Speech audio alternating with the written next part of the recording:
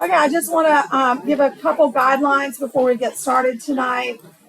Prior to the school board voting on any items, the public is at liberty to speak in regards to the particular item on the floor. Comments not pertaining to items on the agenda will be heard under general public comments, and I'll have some more directions when we get to that part of the agenda. We will ask you to limit your comments to 3 minutes. Our official timekeeper is our school board attorney, Mr. McKinley. So we welcome you all. It's so nice to see so many people here tonight to get to help us honor the students we honored this evening. So glad we have a big house. We will be taking a short adjournment after item 3.4.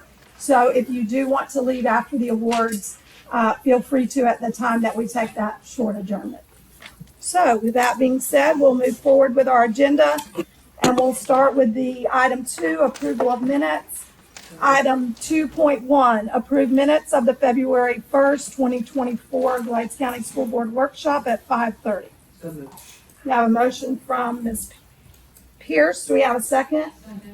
Okay, we have a second from Ms. Allen. Is there any discussion? Yes, Madam Chairman, can we please fix the clerical error that says to really limit absent to present?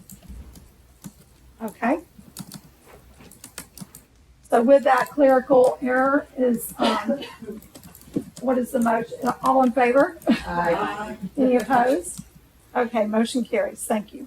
All right, item 2.2, approve minutes of the February 8th, 2024 Glades County School Board Workshop at 8:30 a.m. Do we have a motion? We have a motion by Ms. Allen. Do we have a second? Second by Ms. Prowant. Any discussion? All in favor? Aye. Any opposed? Motion carries. Item 2.3, approve minutes of the February 8th, 2024 Glades County School Board regular meeting at 9 a.m. Do we have a motion to approve? Or a motion? Okay, the motion was by Ms. Prowant, and do we have a second? Ms. Pierce with a second. Any discussion? All in favor, signify with aye. Any opposed? Motion carries. All right, we got that out of the way. So now we're going to begin with the fun part, the presentations, information and presentations. Item 3.1 is recognition of students who were not present at our January meeting. Joanna Sozio, you want to do this one? Ms. Sozio is going to take care of that for us. Dr. Barfield.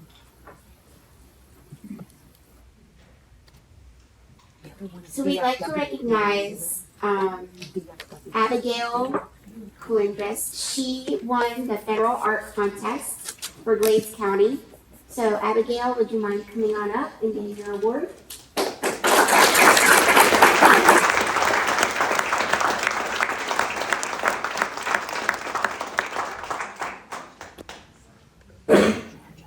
Marvin's going to do this one. We're good. Thank you.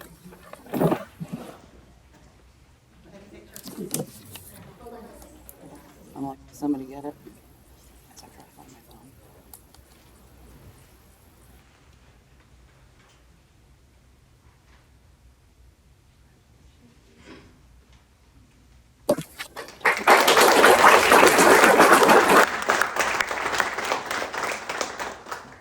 Dr. Barfield, were you going to do the other one?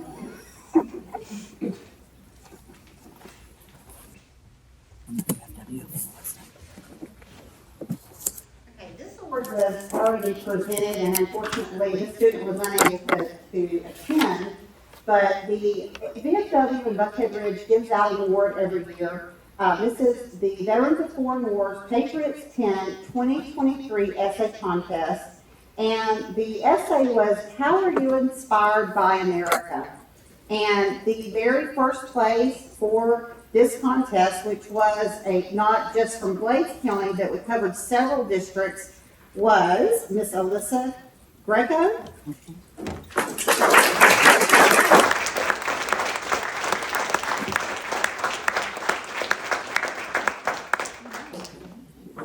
And her essay was read at the last meeting, and she is receiving a check tonight for $200. So let's give it a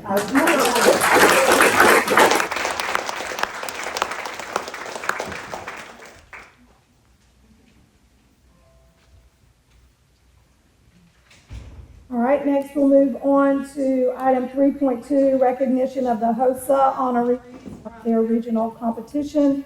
And I believe Ms. Schluter is going to do that for us tonight. Unfortunately, Ms. Atkinson, who is the HOSA advisor, was not able to make it tonight. I'm going to go ahead and acknowledge a couple of students that had prior commitments and weren't able to be here. However, if you are present and I call your name, please come up here to the front so we can take a picture. First place in medical spelling was Kendavian Holligan. First place in sports medicine was Landon Marquith. Second place in nursing assistant was Frank Moody. Second place in home health aide was Akila Ling. Second place in medical spelling was Angie Panetta. Third place in medical spelling was Yaneli Jose. And third place in medical career display was Yanevi Matisse Jose and Anai Rica.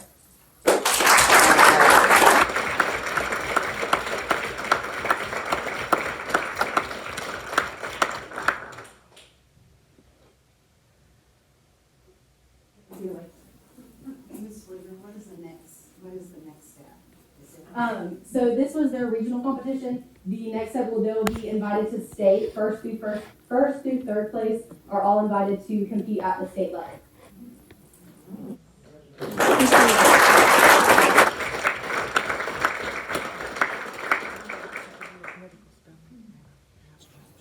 Guys, we are so proud of you all. Thank you for coming to share with us tonight. Our next recognition is item 3.3, Moorhaven Middle High School FFA member, Mr. Ben Austin, for public speaking.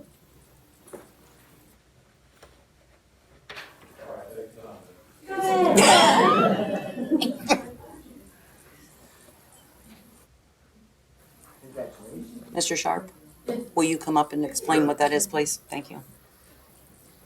No, I don't look like much, but I'm the ag teacher at Moorhaven Middle High School. And when we're not teaching people how to poison the environment or spreading misinformation about food safety, we try to teach students about premier leadership, personal growth, and career success. This young man right here is exceptional at all three of those things, and I can't wait to see what he turns out to be when he's older. But for now, we're just proud to call him ours. So he won districts as an extemporaneous speaker. And if you don't mind, Ben, would you explain to him what that means? What is extemporaneous speaking? Extemp speaking is just they give you a certain topic that you choose. They mix a bunch of random topics together. You choose 3 of them. Out of the 3, you get to pick one that you like the most, and then you have 30 minutes to write a speech or prepare some notes to talk about, and then you give that speech to the judges. What was your speech on?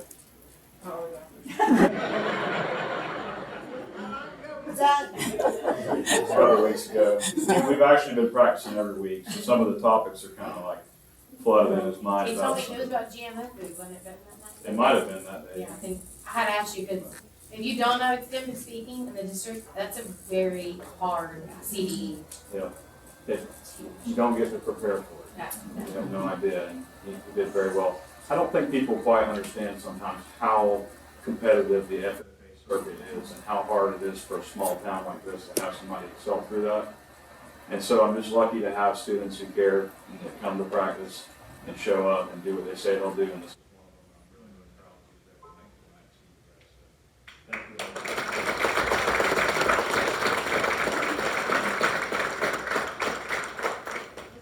I know that this wasn't on there, but also Tristan I wasn't at the event, but I heard represented the FFA extremely well when there was a singer that was here and They there was tell you she sunk underneath the chair in front of her, and they had to beg her to stand up. But I heard that But when she did stand up, she Under did an pressure, amazing she job. nailed it. She did very well. So But that's also thanks to the lady standing next to her right there. So thank you, Ms. Busby.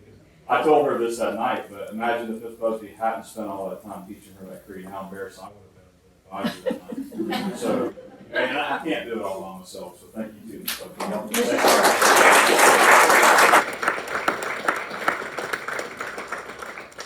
So it's also National FFA Week. Can you tell us what you guys have been doing for that as well? On the Facebook post, I said that this is our week that we're living to serve. We've been basically, this is the week before Child Day. Most FFA clubs that aren't busy this week will do all kinds of extravagant things. But we've been actually, part of the motto is living to serve. We've been cleaning the child grounds relentlessly. So if you get a clean butt Monday through Thursday, you can thank us. But on Friday, the Cowboys are stomping up and down through the stands, so you can take that up and down. One of the really cool things that we're doing though is we're doing Ag Field Day tomorrow. So all of the elementary schools invited to come see 9 different booths, ranging from Cracker Cowboys to U.S. Sugar's cane harvester, and I'll be talking about the garden. We have students that will have a petting zoo set up, and so 3 years ago it wasn't to this level, but every year it seems to get more community support. It's getting better every year. So happy National FFA Week.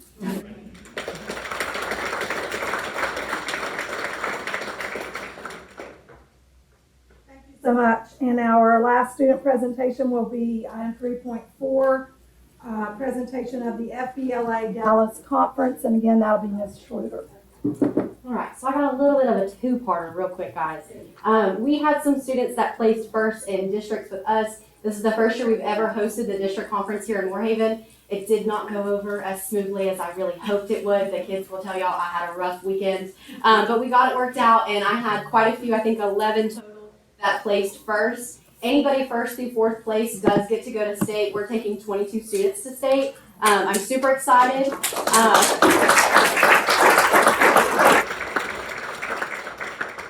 But I want to go ahead and recognize my students that placed first. If you're here tonight, same thing, so if you'll pop up here for a quick picture. And then my kids from Dallas, for those of you that don't know, we did go to Dallas, Texas in November for a national conference. It was a super great time. I have a couple kids here tonight that are going to talk about their experience while we were there.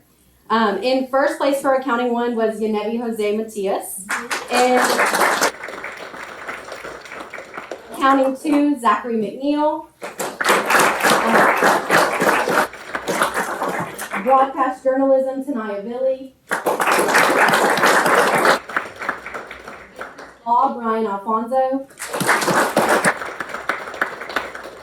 Graphic design, Allison Maria and Rosalind Rodriguez Zamariba.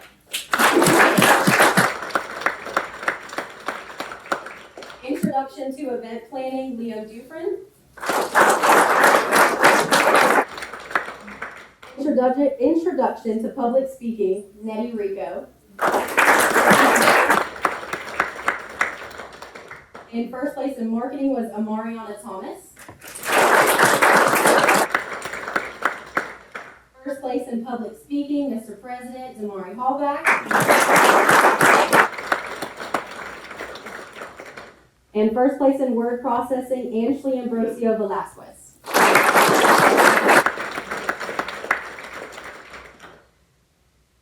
I'm gonna go Facebook mom real quick.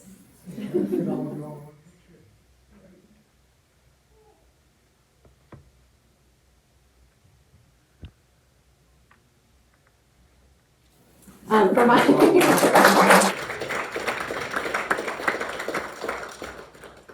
So for my kids that are here from Dallas tonight, if you'll please join me. I do want to give a little bit of background. We went to Dallas in November. It was roughly a $13,000 trip. The kids, we started fundraising for this in probably April of last year when we officially decided this was something we really wanted to do. We took, for some of you, this clicker, I don't, oh, I went too far. Go ahead. We took 11 students total. I know it's a little hard to read some of the names on the bottom. That's my dad. We had all of our executive board, unfortunately only 4 of them were able to be here tonight, on top of 4 other students that were able to attend with us. This was a really great opportunity for them. So I want to give them just a chance to share, these are some photos from the trip, their experience while we were there. Sure. During this trip, I gained knowledge about how airports function since it was my first time visiting one and flying out of Florida. It was a great experience because now I understand what steps to take when I want to travel to another state. Surprisingly, being on the plane wasn't as scary as I thought it would be. I actually enjoyed the flight and realized that there was no need to be nervous. At the FBLA conference, I had the opportunity to meet new people my age and engage with them. The speakers were really fun and entertaining, but my favorite part was participating in various activities with people from different parts of the world. Our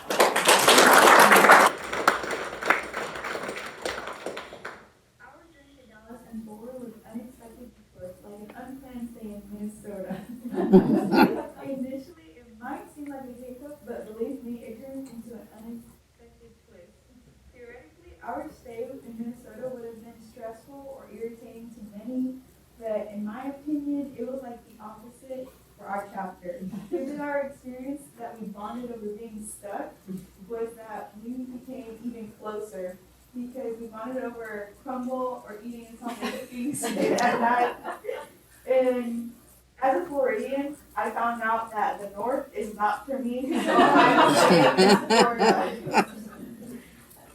I was not even prepared for how cold it was going to be. So this single trip has really convinced me that I'm going to stay here. Another experience I'd like to talk about is me having the opportunity to talk to people my age in our conference and workshops was because I realized how blessed we are and how our community is very supportive for our success, I guess you could say. And I'll personally like to thank you guys for always willing to help us strive and become better leaders.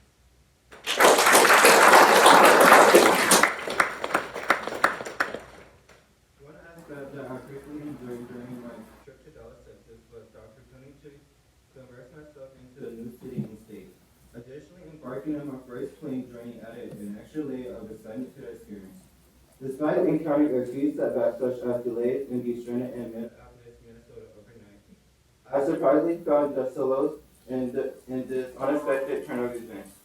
And the contrasting weather and environment in Minneapolis provided a refreshing change from the perpetual summer of Florida, and which made the detour all the more enjoyable.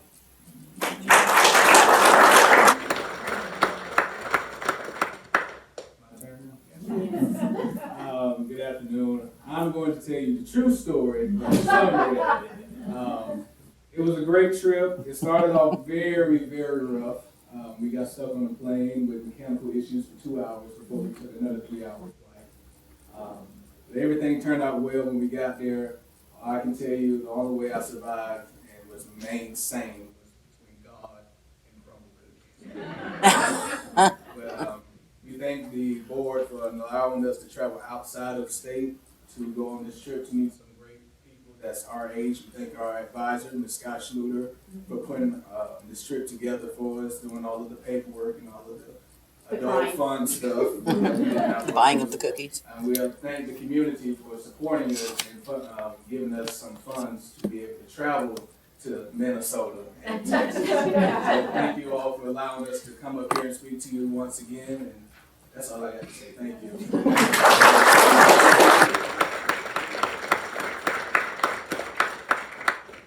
The last thing I just wanted to say real quick is they were great sports. If anybody knows me, I'm a crier right away. But also, I'm a planner. I like for things to go according to plan. I kind of panic when they're not according to plan. So for the fact they had to bear with me when we almost missed our flight in Fort Myers, when we sat on the plane for 3 hours, missed our layover, had to stay in Minnesota, finally get to Dallas. We missed part of the conference. I called Jackie 8 times before we even made it out of Minnesota, and she was like, "Why are you crying on the phone with me?" So they had quite the experience that I don't think anybody else would have ever gotten. But also, I'm just thankful that they were able to go and enjoy it, and even though we did have those hiccups, that they made the best of it, especially medieval times, FBLA night. That was probably the highlight for me because they really fed into it. Charge across the street, never gonna forget it.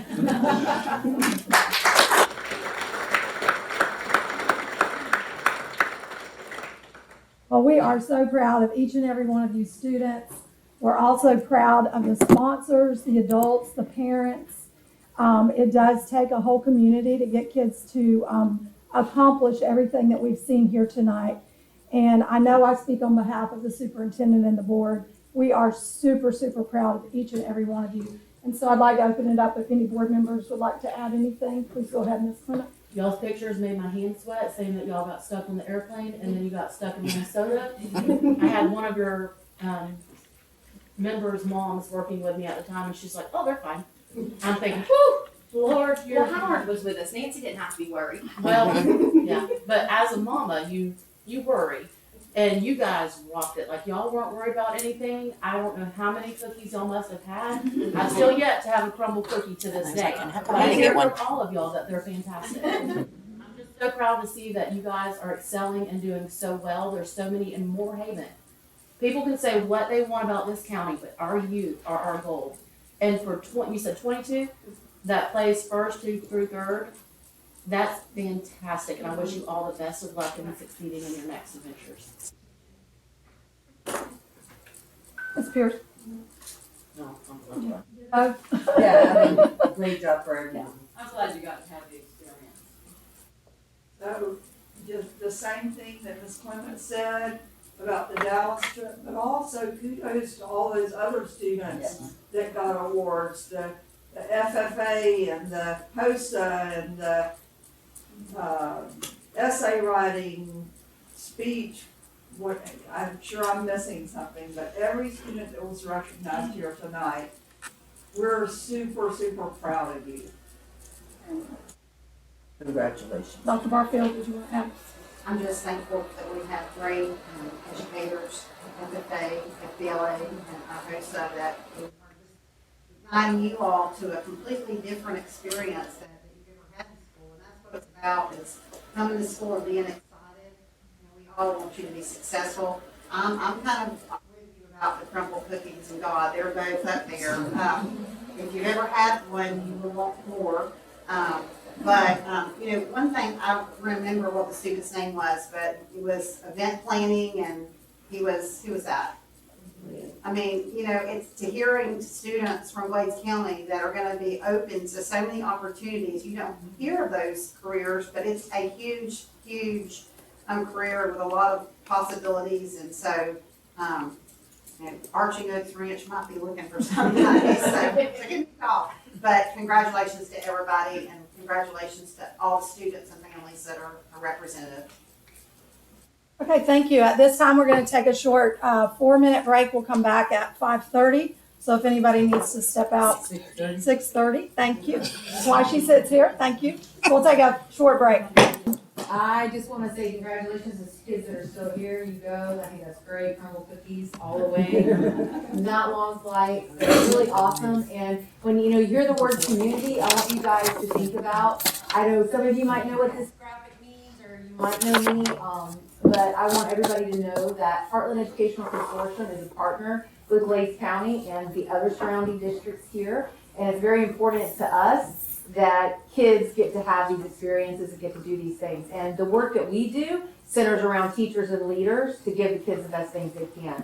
A little bit about me. My name is Donna, and I am homegrown in Highlands County, and I actually started my career in Okeechobee County, so I'm all about small and rural. I come over here for Chalanika. I know all about all the things in the 6 districts that surround us. So a lot of what I'm going to talk about is the work that Heartland does. I'm sorry, I'm talking to them. I should be talking to you guys.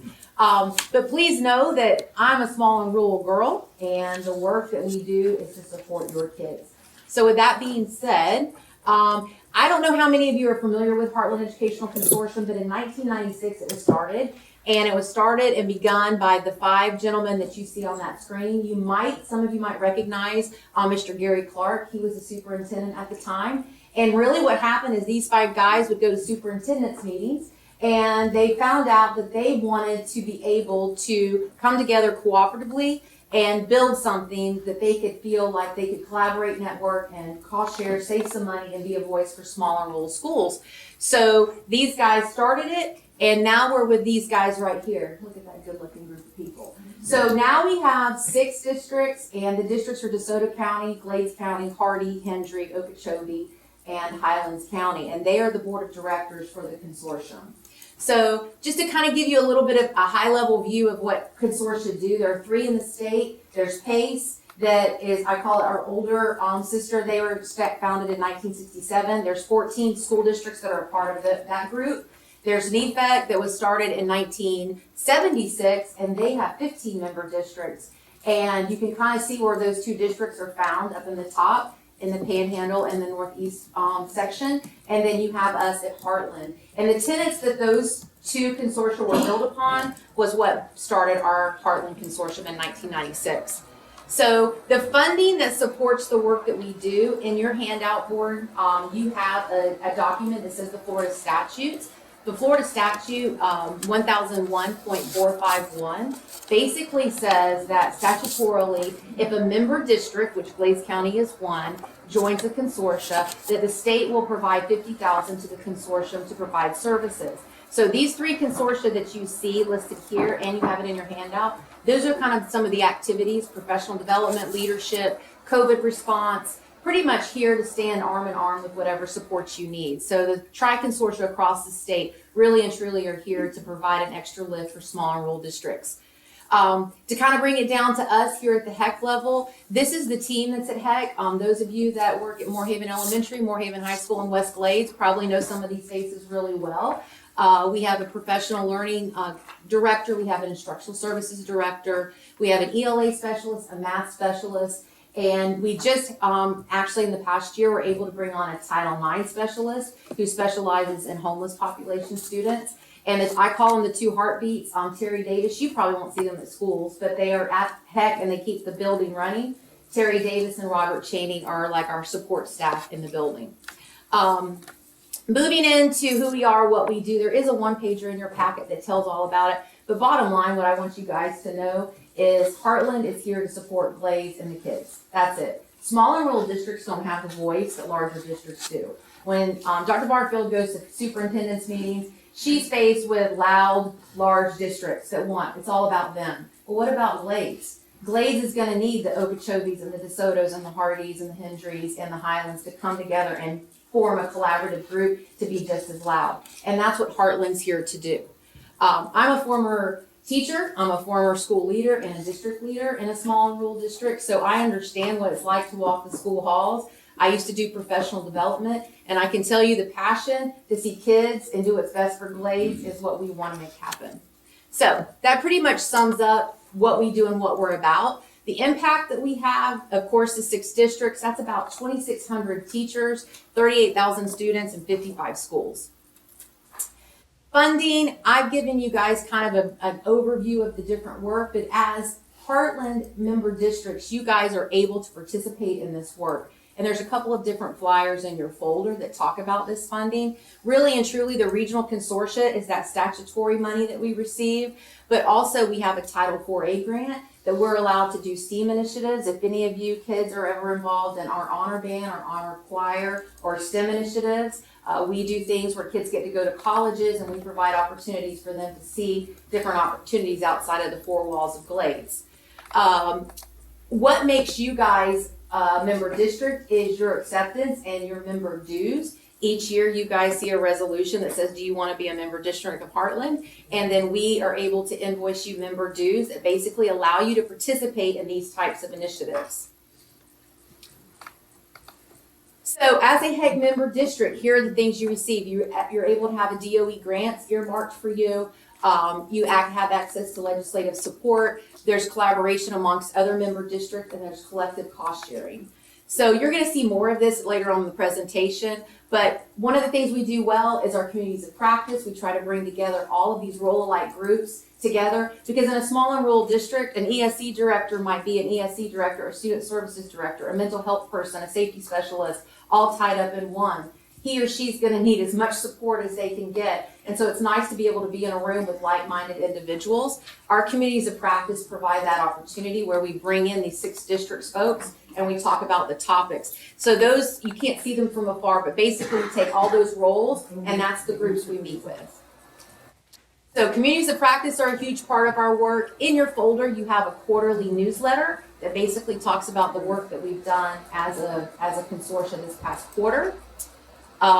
We also have our Title IV-A. This is a grant that Glades County gets to participate in. Our STEAM initiative, we do a lot with CTE. And last week, Mr. Browning brought an outstanding Moorhaven High School band, middle school and high school band, to our Heartland Honor Band. If you guys ever have a chance to come see that, it's one of the best nights of the year up there with Chris. Also, we have Title IX Part A, McKinney-Vento, and for those of you that don't know what that is, it's basically focusing in on unaccompanied youth and homeless students. And in essence, we are given funds to make people aware of what students may need. We're also given funds to support students in those times of need. An example of that is we have a family of elementary students in Highlands County that's living in a tent. They have a big test coming up. They need a place to stay. We're able to provide lodging for them and food for them where they could take a test, on the following day. We want to make sure that our Title IX funds are going to those kids. We have a navigator, Ashley Gill, who comes and provides training to principals and teachers and really anyone that needs it to better understand this population. Just things coming up with supporting our teachers. We have a lot of professional learning opportunities. This week we have what we call our spring fling, where we're able to provide stipends for teachers to come in, and in this particular session they're going to be involved with an author of the book I Wish My Teacher Knew. And so not only will they get the book, but they'll also get to meet the author, and they'll get to take part in professional learning where they get to think about what students are saying to them and how they can react to that and how they can work through that. Our school counselor convening, we're going to be providing an actual conference for our school guidance counselors in April. So we're hoping that Moore-Haven can send its guidance counselors. Leaders, we support work and threat management and making sure our principals and assistant principals have the support they need. The state requires something called Clin Ed training for mentors of teachers. We provide that as well. New World's Reading Initiative is a new initiative for Heartland. It's an exciting one, and it's for students who score lower than a 3 on their FAST test. It basically allows them the opportunity to receive books at home in the mail. But part of our work in that is making sure there's a community awareness of that. So we are going into schools and community groups to try to bring that awareness around. Glades County has participated and is actually going to be participating more. We're actually super excited about what Glades is doing in March and April. West Glades is going to do literacy and lunch from like 11:30 to 1, where we can bring in parents to talk about these free books, and kids walk away with free books and hopefully get signed up for more free books. Moore-Haven Elementary, we have them scheduled for May 2nd. So moving into our final PA de Resistance, as I call it, our summer leadership conference. We had a great time last year in the Westin in Fort Myers. It's really an opportunity to celebrate teachers and leaders. We want to make sure that they feel good about what they're doing and they can learn and grow. So this is this year's work. I'm sure that we're going to have some Glades County folks that are going to get to attend, hopefully. And so what I'm going to come to now is that was kind of the member services and the member district dues. So now I'm going to speak directly to the board, because part of the work that Heartland has done is part of our contracted services. And I don't know if you guys remember, I'm going to give you a quick little test, but do you remember the story about building cathedrals? So when I came to you guys in November of 2022, we were talking about the needs of Glades County and ways that we could build cathedrals with the infrastructure that you have in place and the instruction that you have in place. And just to kind of remind you, the idea of building cathedrals was bricklayers are laying bricks. One bricklayer is basically just laying the bricks down. Another bricklayer is building a wall. And finally, the third bricklayer was building a cathedral. And I challenge the board and I challenge the people in the room to think about, we want to make sure our kids are walking in cathedrals. We want to make sure that they have cathedrals built for them because they're in Glades County and they deserve it. So the work that HEG did at that time in building cathedrals was in essence trying to figure out the things the Glades had the greatest needs in. So these are just 3 of the areas that we kind of hyper-focused on. We wanted to make sure that your technology was up to par and where it needed to be. DOE reports that we needed to be submitting had to be with correct coding. And there were a lot of different programs that we wanted to make sure were efficient and effective for teachers and students alike. So with that, we went into a contracted service. So this is kind of an update of that work. So this started in November of 2022. And if you guys remember, there was a presentation that we did where we identified 3 areas of service, and that was in technology, instructional services, and professional development. So I'm giving you an update on that work because the contract is now ended, and I want you guys to have an understanding of where we were, what has been accomplished, and what still needs to be done, okay? So with that, we showed you guys this information. And in technology and in work and in professional development and education, it's always about what needs to be fixed to cleaned up, what needs to be stood up, how can we support it where it can be the way it needs to be. And then finally, how do you build capacity to where you can just step away and it can go on its own. And so our thought at HEC was we're going to do the best we can for 1 and 2, clean up and stood up, and then we're going to do everything to provide professional learning to where that capacity is built to where HEC can step away. So with that support model, we identified 4 big rocks. I call them rocks of work. One was data operations cleanup. And really what that was is just to get our student and staff databases up to par. And I'm going to tell you guys right now, the database that Glades County uses is the same one that Okeechobee uses, and it's a nightmare. If any of you have ever seen the Terminator movie with the skull and the eyes, that's exactly what this platform feels like sometimes because it's huge. It's a lot. It's a lot to take in. Someone once told me that Skyward is like this piece of paper, and this little corner right here is the only part of it that people truly understand because there's so many working pieces. So in order for that component to work, the data has to work. And so a lot of things can mess up your databases and your teacher staff database and how that links to DOE. So it's a very convoluted, big task. So when I say the word cleanup, I don't want you guys thinking that that's a really bad thing because it happens everywhere. It was just something where systems need to be put in place. So data operations cleanup was one. From that, it was determined there's a lot. I mean, we're moving into the 21st century. So having an MIS department to be able to keep up with that, and MIS is basically your information system. It's a technology system to kind of have people in place to help keep up with all of the technology needs that are happening. And we wanted to be able to transition and support that work. We also wanted to make sure that the district had the instructional technology knowledge in professional development to understand what the technology was and how to best use it. And that meant professional development. So those were kind of the 3 or the 4 big areas that we focused in on in that contract.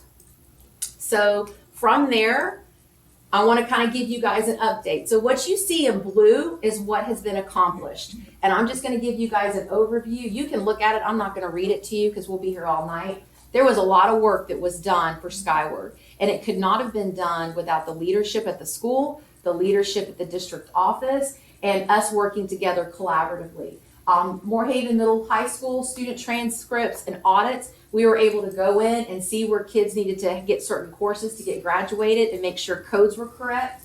We were also able to bring in tardy kiosks. We were able to align grade books. We really tried to make things more efficient for your students and your families with enrollment through Skyward. So the second part of the cleanup was the business side of Skyward. Skyward has 2 parts, the student side where we see grades for kids and the business part where people get paid, basically. And so a lot of pieces go into that work, and you can see here, I'm sure a lot of you may not understand all that wording. Basically, we needed to make sure the those two programs spoke to one another, those 2 sides spoke to one another. So these are the other pieces that were put into place to make Skyward more efficient. The data operations cleanup also went into how information was put in. We trained people and had information taken out. We deactivated a lot of older business that needed to be taken care of and gotten rid of. Students in 6th through 12th grade were given passwords to where they could be, their information could be protected and the school's information could be protected. That is a huge risk right now. Our security here in Glades County was at risk because we just had, password 123, password 123. And hey, I'm the same way, but password 123 is going to get all your money stolen if you're not careful. So we were able to kind of clean up the Active Directory to allow students to get passwords and kind of get that a little more strengthened and summarized. Our internal MIS department, this was the piece that we started from the ground up. Glades County did not have a technology department. It was stuff that was contracted out. We're trying to build sustainability and capacity in your district to where you guys, and of course it's going to save you money. We wanted to be able to identify roles and responsibilities of what does Glades County need. We brainstormed what was most physically responsible for the MIS department structure because ultimately we're wanting you to be efficient and effective. And so you guys can kind of see on the screen the different pieces that were put into place. Another part of the MIS department was making sure all the inventory was taken care of. And I know there was a lot of older equipment that needed to be gotten rid of, and there was a lot of newer equipment that was purchased. That was just part of the process that we needed to go through.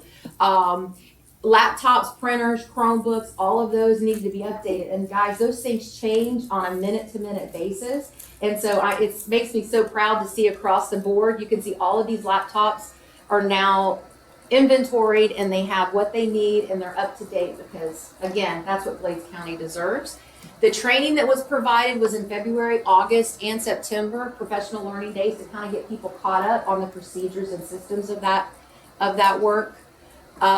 Instructional technology, this was just kind of imperative to kind of look at contracts because kids get on computers, they take tests, they're part of programs, and all of those things kind of interact with the technology infrastructure here. We wanted to kind of make sure that we were being fiscally responsible with the money, and Dr. Garfield was very clear that we want to be efficient and effective with our work and what we're renewing and what we're non-renewing and what does the work do. So we were able to work closely with the curriculum department and analyze all of our contracts and really see, you know, if technology contract number 1 does this, does 2 and 3 need to do it as well? If so, we need to get rid of 2 and 3 and just keep 1.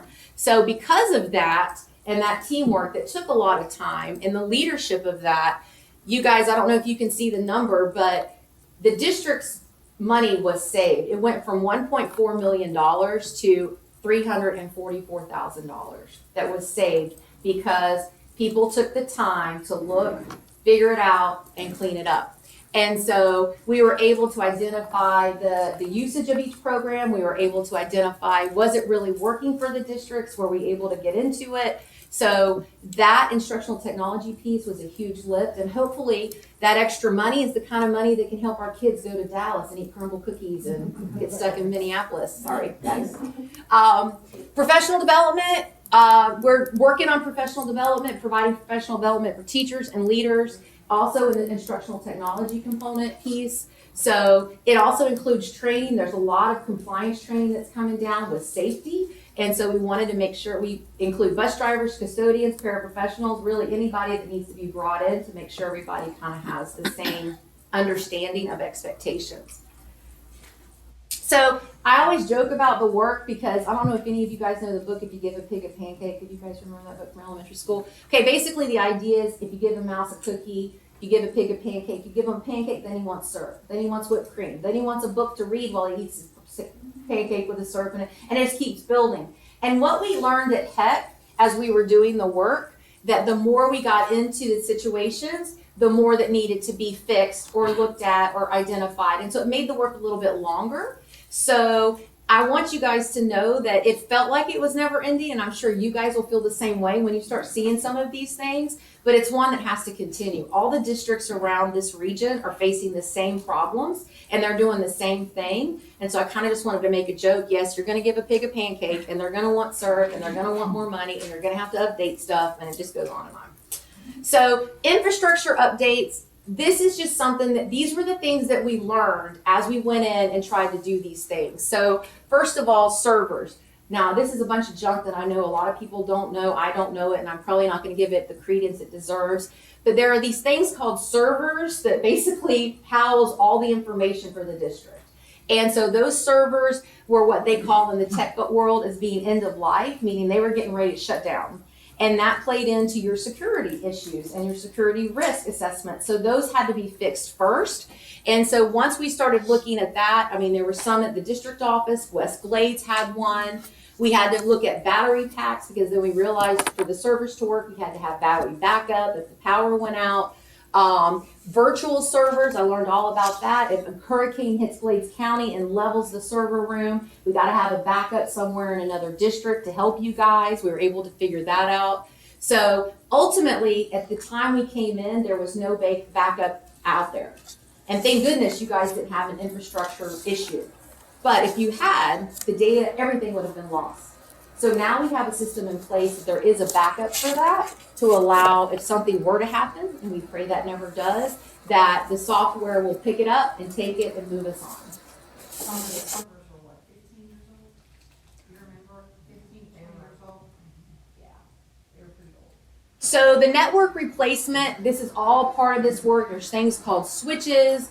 And these switches, I'm telling you guys, it's like, okay, the switch works this. I need to get on the internet and I need to look up a lesson plan. Okay, let me do that. But there's also those switches and that internet plays into how the doors lock, how the cameras work, how the cooler works for the food service, maybe a lift for a bus to go up. I mean, it's crazy how many things are tied into this technology infrastructure for wireless internet. So that had to be reestablished and looked at.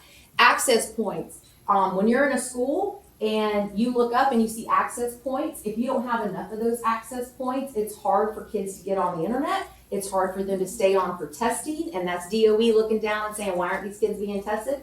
They can't get to the internet. Why? Because there's not enough switches or access points. So all of these pieces came into place, but because of the work with Heartland, we were able to work with Highlands County. And if any of you ever know anybody in Highlands County came through for Glades because Highlands donated to us 100 access points because they had an excess and they knew that our kids needed them. And because of the consortium work, we were able to get that, which saved Glades County $35,000. So if you guys see somebody in Highlands County, say thank you.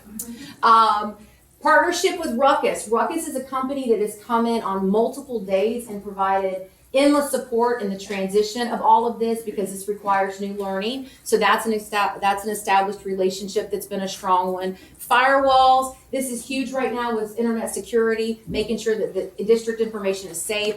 And then finally, fiber. I don't know if you guys know what the fiber is, but the fiber is how fast it goes and it has to connect to different places. So a lot of that work had to be done as well to ensure connectivity. So these are all things that just needed to be happening, and it was just the time to make it happen. So thankfully, we were here at the right time, and we had leadership. We had your support as a board, so thank you for that, to be able to kind of get these things moving and grooving. E-rate is something, again, about how you pay for internet. We found out that Glades County was allowed an opportunity to get discounted rates on their internet service because of the type of school district you are. So we were able to shift from one group that basically charged you a lot of money and then you got paid back at the end of the year. Well, that doesn't help me when I need the money during the year. The new program that we have now is basically an E-rate reimbursement program, and it pays up and it tells you straight up 90% of this is going to be paid by us. You guys only need to pay 10%. So that money's not leaving leaving Glades County's coffers. It stays with Glades. So the billing and all of that hopefully has made things a little more efficient. E-rate now, it's all about the infrastructure. So E-rate, when you hear E-rate, that's what basically allows Glades County to save money while at the same time maintaining these things that we're trying to push up to get your internet connectivity where it needs to be. Other supports, rostering of kids, digital signage at each campus. Teachers were able to get new laptops, new printers, having a smart panel board for teachers to work on. Outfitted school technician workshops. You know, once you have all this technology, you need to have people that know how to work it and can help others figure it out. So technology technicians were needed. There was a work order system that was put into place to allow those technicians to know when teachers had issues, where they could go in and help them. Also, Chromebook stations for cafeteria lines to allow kids to get checked in and out a little bit quicker. Safety, huge. It's coming down hard from the state. I feel it's hard. It's very hard. It's important, but it's hard work. And there's a lot of pieces that we're just kind of building the airplane in the air as we're flying it because we don't know. We don't want to think that something could happen to our schools, but we have to be prepared just in case. So all the things that you see there are about safety and how that safety impacted that technology. We now have vape sensors. We have the cameras that are working and the installation of the fobs and the key cards that you guys are able to get in with, because those are things that are required by the state and those cost money. So we had to find ways to make these things more cost effective for you guys. Raptor is the program that's going to allow visitor check-in. That has been brought in as well. Aptogee is your new website that's been brought into place, and ultimately that was bringing in all these different pieces together in one group. So Aptogee is able to provide the district website. It's also allowing a call-out system for schools to use. It's something to really help with the communication with the community. It's really, truly just one platform that does it all, and it makes things, again, more efficient and effective. ClassLink is something for teachers. OneSync is student accounts and Skyward. Roster Server is instead of one person having to type in Donna Garcia, Social Security, April birthday, blah, blah, blah. It's something that automatically uploads into Skyward so that person can be working with students. Chromebooks. Kids have Chromebooks. We now have a system that There's a usage fee to help pay for those Chromebooks where we could get those Chromebooks fixed a little bit quicker. Copiers, there was a copier issue. We wanted to make sure we got those cleaned up and allowed schools to have copiers that worked a little bit better, as well as were more efficient and cost effective. So this company, Copy Life, is providing those services to Glades County. Data share agreements, we had to work closely with Mr. McKinley on data privacy. That's another big rock from DOE and legislation about data agreements and controlling the information about our students. Open enrollment, making sure our students can get enrolled in courses. And then finally, making sure that kids are enrolled in the right classes. So all of these supports were provided under that work. Other supports, with new teacher orientation, professional development points. We were able to go in and get all your PD points lined up for your teachers and get your systems put back in place to where teachers can get renewed in their certification. We created an organizational system for your files for personnel. You know, that's something that another big thing is you guys have not had a human resources department. Starting from the ground up, you now have one. So there's a lot of things we have to learn and processes and procedures. And so we were able to kind of learn from other districts what works and what doesn't work to get that department up and running. Classroom libraries are a hot topic in DOE right now, and ultimately you just need to be able to know what's in your library and in your classrooms. So we were able to set up a scanner system that works with Florida statute to keep Glades in compliance. Ultimately, I know I've talked a long time and I'm so sorry about that. The big thing about HEC and making sure that you guys understand that we're here to help you do the work you need to do. I just wanted to kind of give you an overview of all the things that have transpired since November of 2022. So the PowerPoint kind of lends itself to that. The big learning curve for us was that we were able to reach out to people because we didn't have all the answers. And it was your communities and your regions or the districts around you that came to help.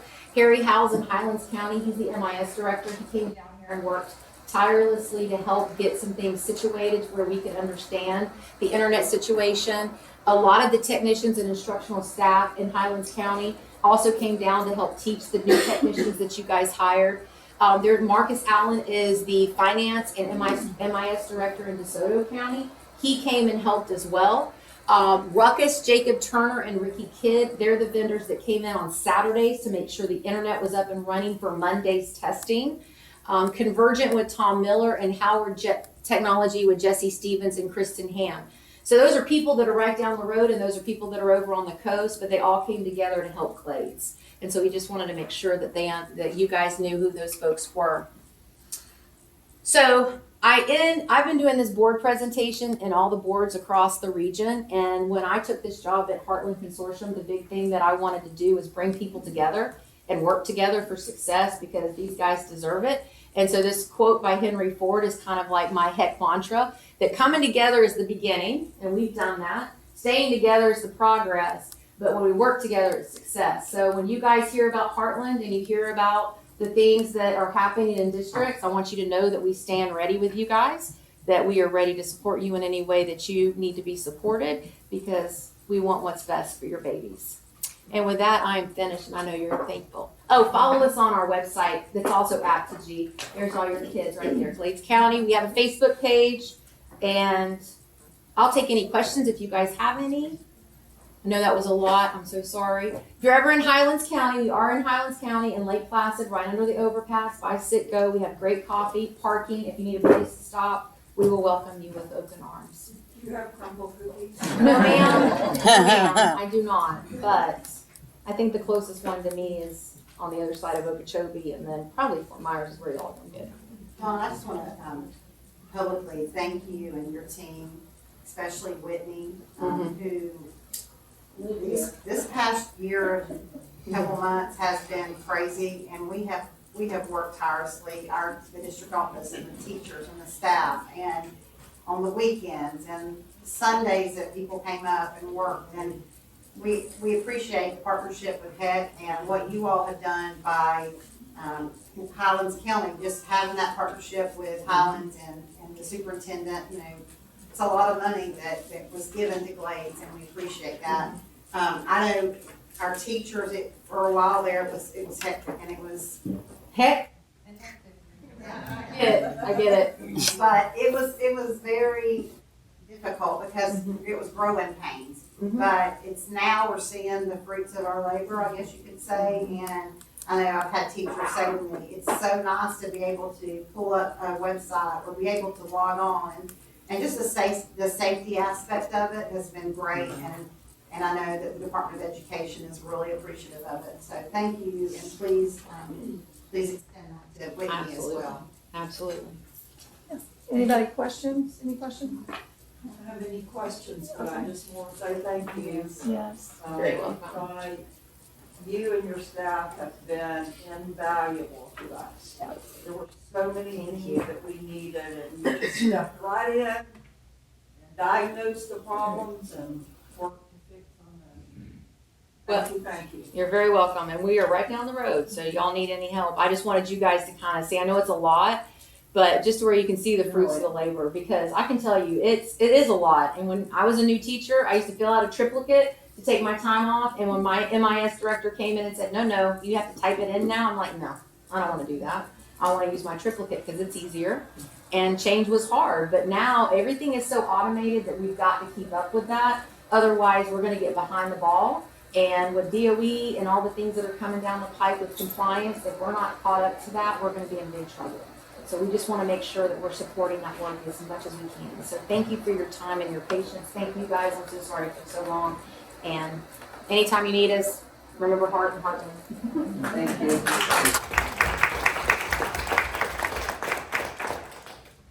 Thank you, Donna. That was amazing. All right, we're going to move on to item 4.1, update on new elementary school. Mr. Gressler. You're up. I'll be a lot quicker, really. Throw me under the bus. No, actually, the only update is that you had asked me to move forward on sending a survey in so that South Florida Water Management, and that has been done. I've directed the engineer to go ahead and move forward with that. So that's the only update right now. I will say, I kind of feel bad since you guys are dissing Minnesota. I want you to know that I spent 4 years there as a college student, and yes, it is a little bit cold. And, If I never go back, I will regret my entire life. I regret even being there in the first place. yeah, we didn't have crumble cookies back then.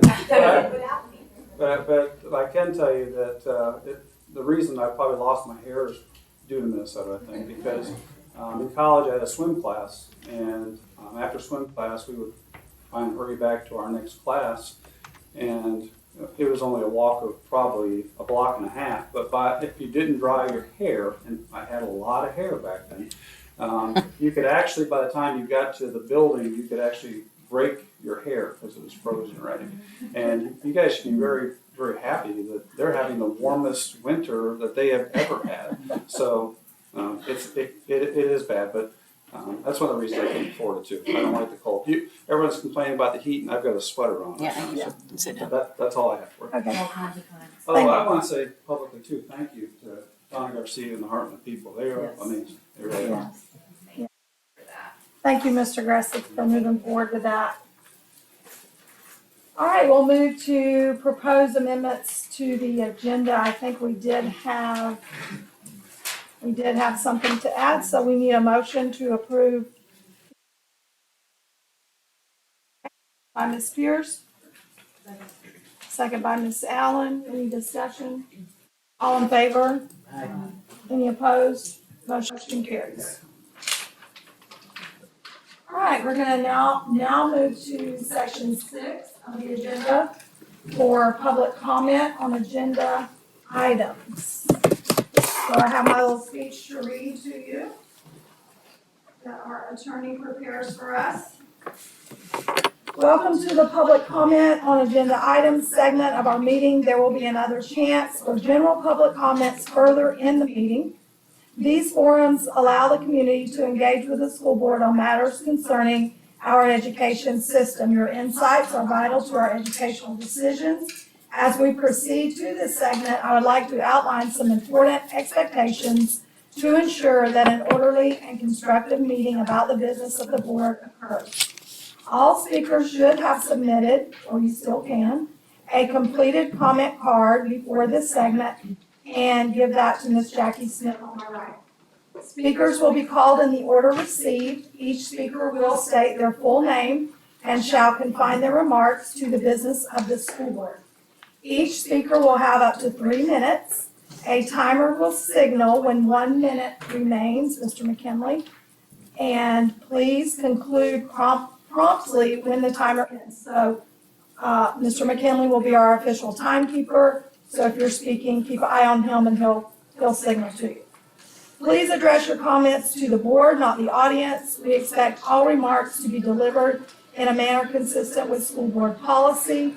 Abusive language, personal attacks, or disruptive behavior will not be tolerated.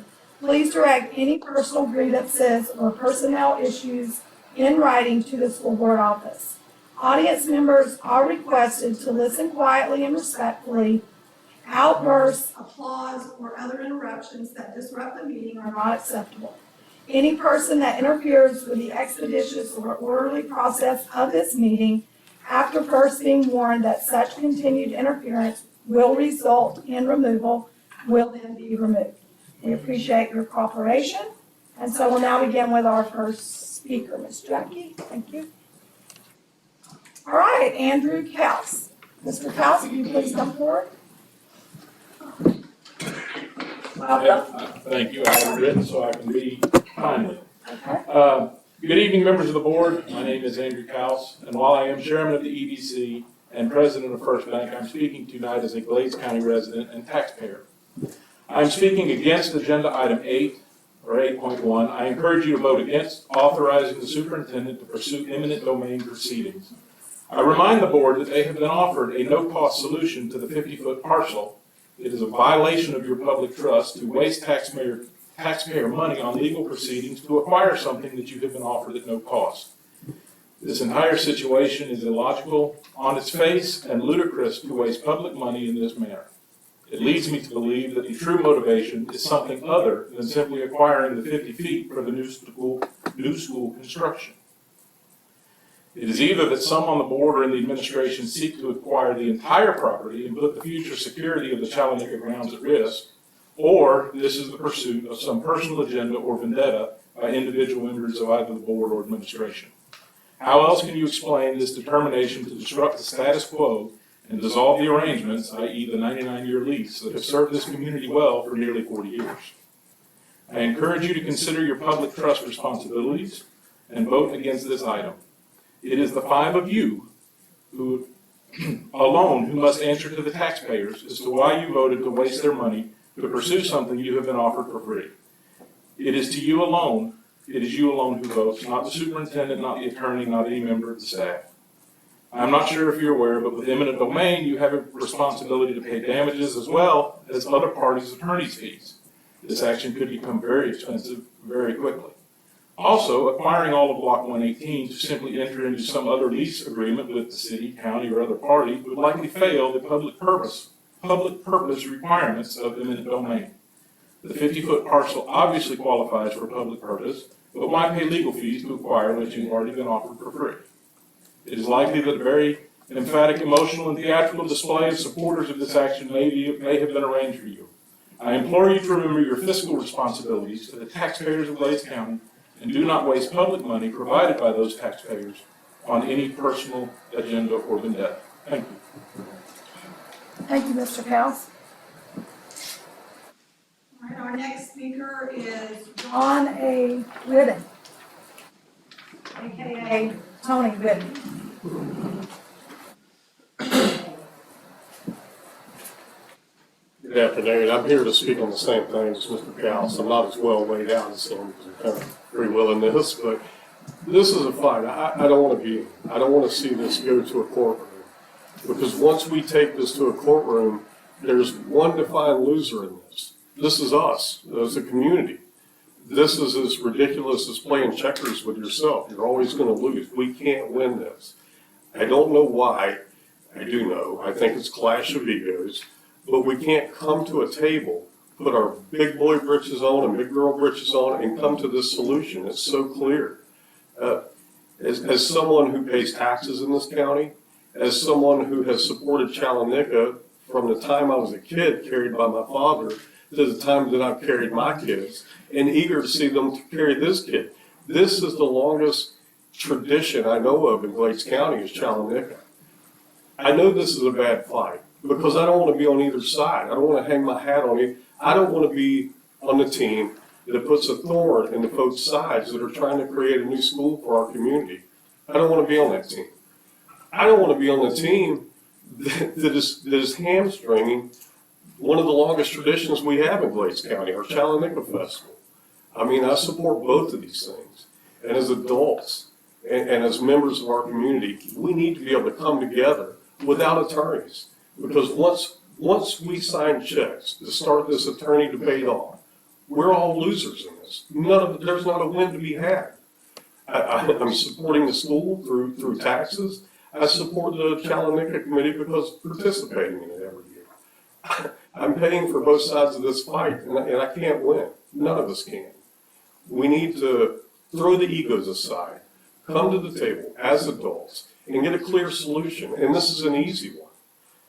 This is not even that complicated. I fear the day we actually have a complex problem. This is not one of them. Thank you for listening to me. Thank you, Mr. Whitten. All right, our next speaker is Mr. John Scott. For a second, I didn't know your real name is John. I didn't either. You get a name. I'm John Scott. For those that don't know me, I feel like I know half the people in the room anyway. I'm a small business owner, an entrepreneur based here in Glades County. I'm a Glades County resident. I have a 5-year-old daughter, Rinley, and an 8-year-old boy, Wyland, that go to West Glades School. My wife, Brittany, was a Moorhaven elementary school teacher. She's now a substitute teacher when I met her. To say the least, we have a lot of stock here in Glades County. And I'm really concerned about the same thing that these speakers have been talking about. I've been upset since I learned about the legal action being taken against, I'm heated about it. The legal action that's being taken over this land. Everyone that's lived here in Glades County knows how important Chalanika is to the community. It's a time for us to showcase our rich culture here in this community that's being lost in other parts of the state. It's a time for us to fellowship, come together, politic. I've seen all of y'all signs there before at one point or another. It's a time for us just all to get together. Every out-of-towner that I've ever brought to Chalanika is amazed about the sense of patriotism and the sense of community that we display as a community when we have Chalanika. And that's what it's about. That's what it's about. It's about ingraining those values in our children, right? That's the reason why y'all are here, and that's the reason why I participate in Chalanika. I'm on the Glades County Livestock Board. That's the reason I donate my time. That's the reason I'm here tonight. I'm urging you to vote against the agenda in section 8.1. I agree we can settle this contractual dispute other ways without having to go to the courts and wasting taxpayers' money. Don't get me wrong, I understand that the school district needs to expand, we need to meet the community's requirements, but there's other ways of doing it. We don't need to be taken away from other parts of our community to meet that goal, right? So in summary, it takes two children or two people to create a child. It takes a village to raise them. We're all a village here. We need to do it the right way. We need to show a good example for our children. We need we know that there's been other agreements that have been on the table, and I don't think this legal action is necessary. We need to just settle it, the community way. That's all I have. Thank you. Thank you very much. Is there anyone else? Okay.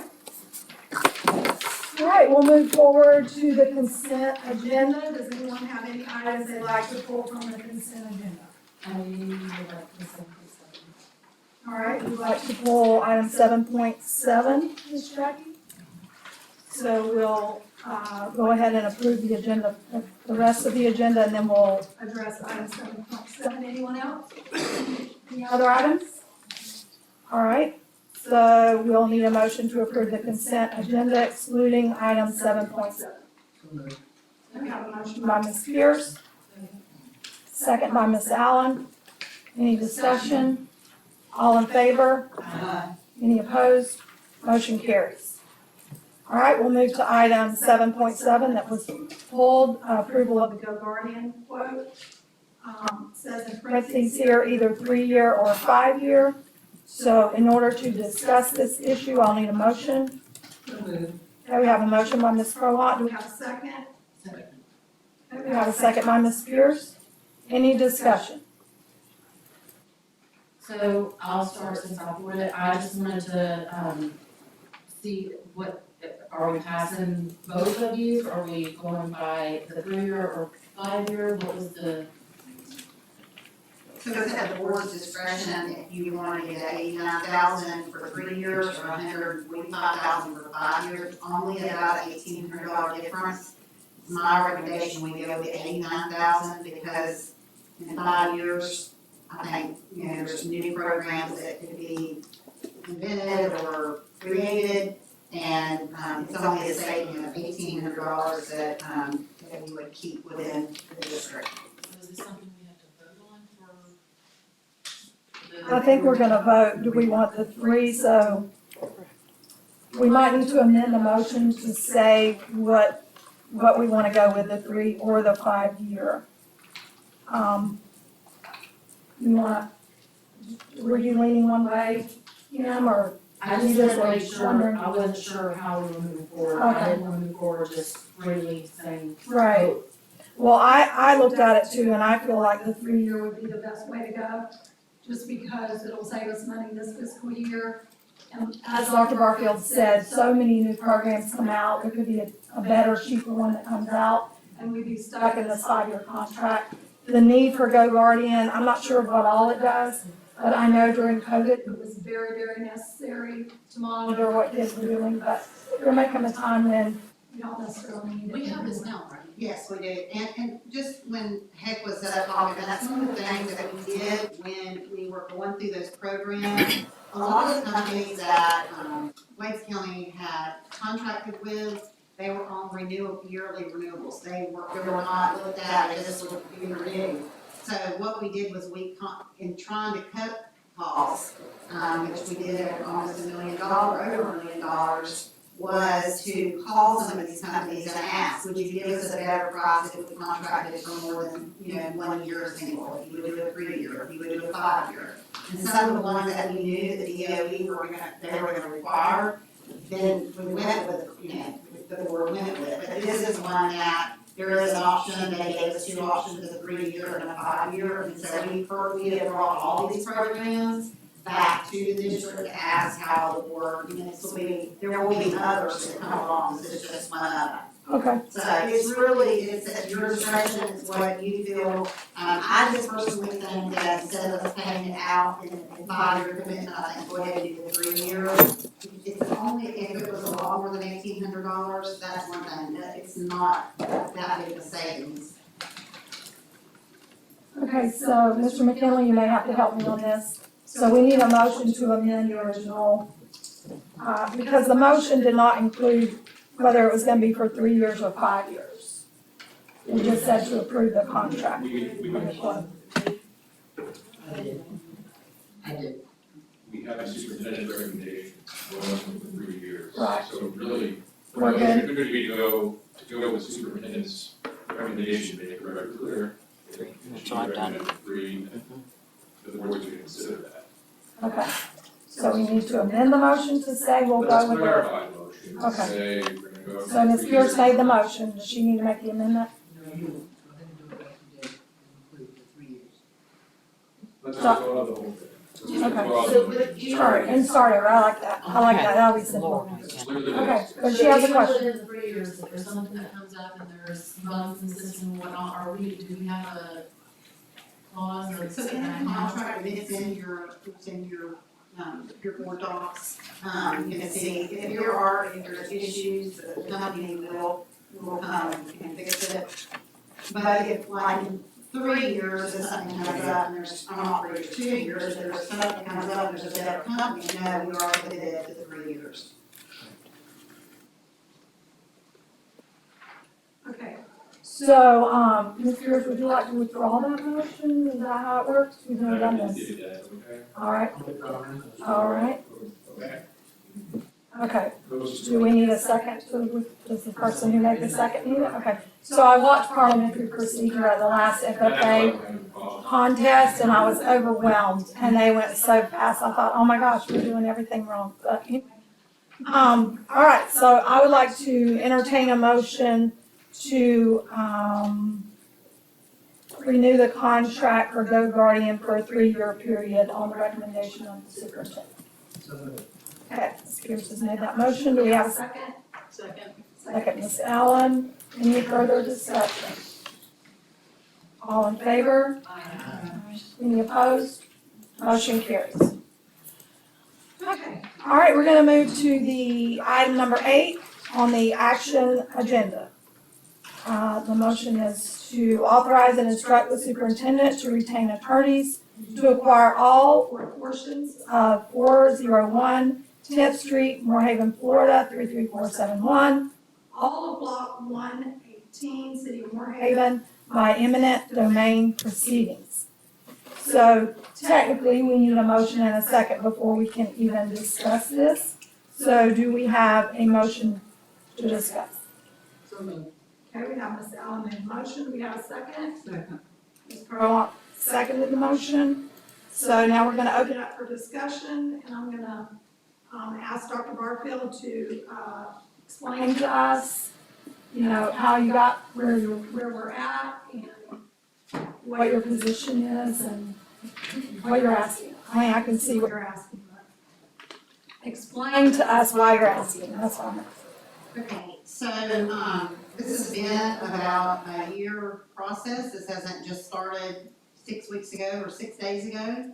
I think there's been a lot of, we've brought to the board, I think 4 or 5 times we've talked about this.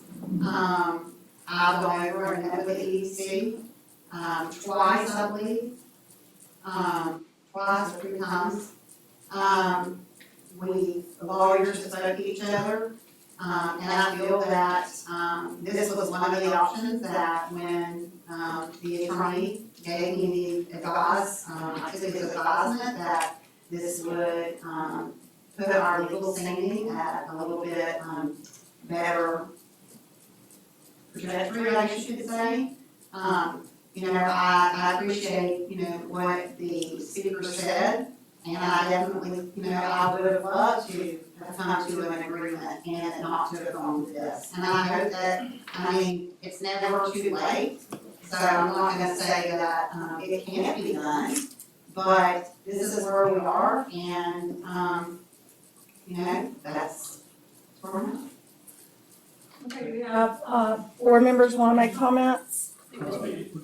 Oh, yes, you do, you go. I brought this idea to Dr. Barfield, so in a sense, it's all my fault. The reason that I'm suggesting this is that I think that this might open the pathway to more quickly and more cheaply resolve this conflict. I don't really want to get into all the details of my analysis, but that's the short version, that's the basis. I brought this to Dr. Barfield's attention as well. Okay. Any comments from the board? I do.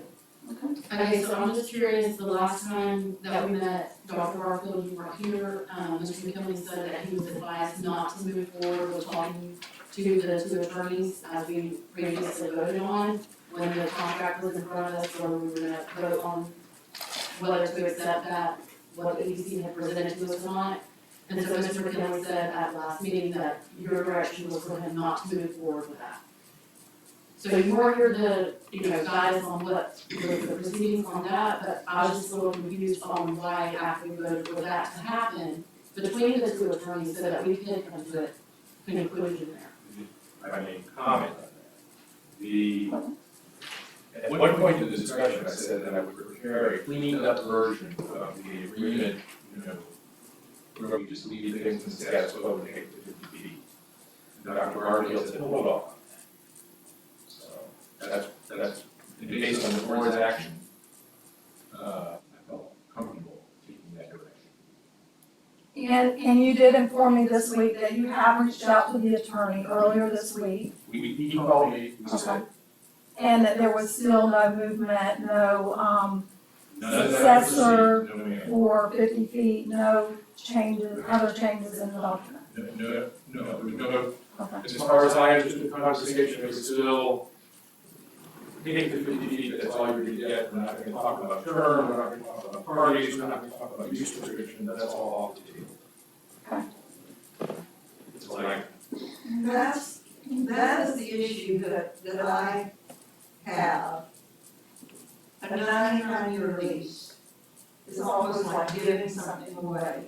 In 1985, when the lease was signed, those 5 board members had no idea that 39 years later, we would need part of that property. We don't know what that property might be needed for 20, 30, 40 years down the road. There's 16 more years left on that lease. I don't want to do away with childhood. I love childhood. I look forward to it every year.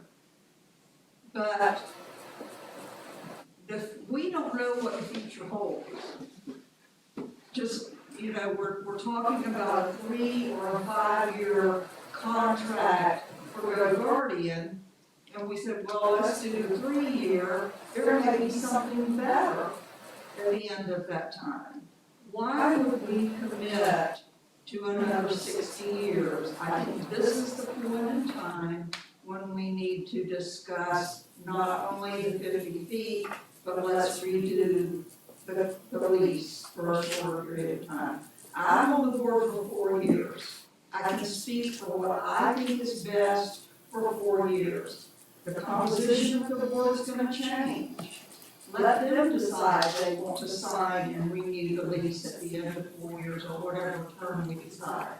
Let each board renew this lease and keep it going, but leave us open to whatever the future may hold. That's been my issue all along. Yes. So when Mr. Gauss was here to present the presentation, he made sure to let each and every one of us know we are open to working on agreements here. This is what Dr. Barfield came to our ABC meeting and asked for the 50 feet. The, was it the engineer or? Architect. The architect gave us, this is what we're gonna need of, this is why. So they gave us a document saying, we're giving this to you. Mr. House also mentioned that moving forward, we're open to working with you openly. Let's set up round table discussions like we do in this community to work forward. Making sure that things are for the benefit of our children. There's no sense in spending all this money for legal fees because it's not anything that's gonna take time, tomorrow or the next day. This is gonna take years and lots of money. Donna said something tonight that was, I'm probably not even gonna be able to find it. She said, coming together is the beginning. Staying together is a process, and working together is success. Ms. Donna brought that tonight, and it hit me like a ton of bricks. Guys, we are working together. We are a community, and we're here for all. Our children, I grew up with everybody in this community, even though I was from Henry County. There is absolutely no way that I see us moving forward with this and not being able to come together. Or spending taxpayer money on something that is gonna take years, when we're asking the state for millions of dollars to build a new elementary school. When they offered us exactly what was being asked for. And you all know from the previous meeting that I concur with Ms. Clement, and I think that the eminent domain really sheds more light on it for me and makes me even feel more comfortable going ahead and making the agreement to name them successor and in exchange for the 50 feet, because the eminent domain means that at any time we need it, we can legally take possession of it. It may cost us money, a long time, but we do not need it right now. All we need is the 50 feet right now.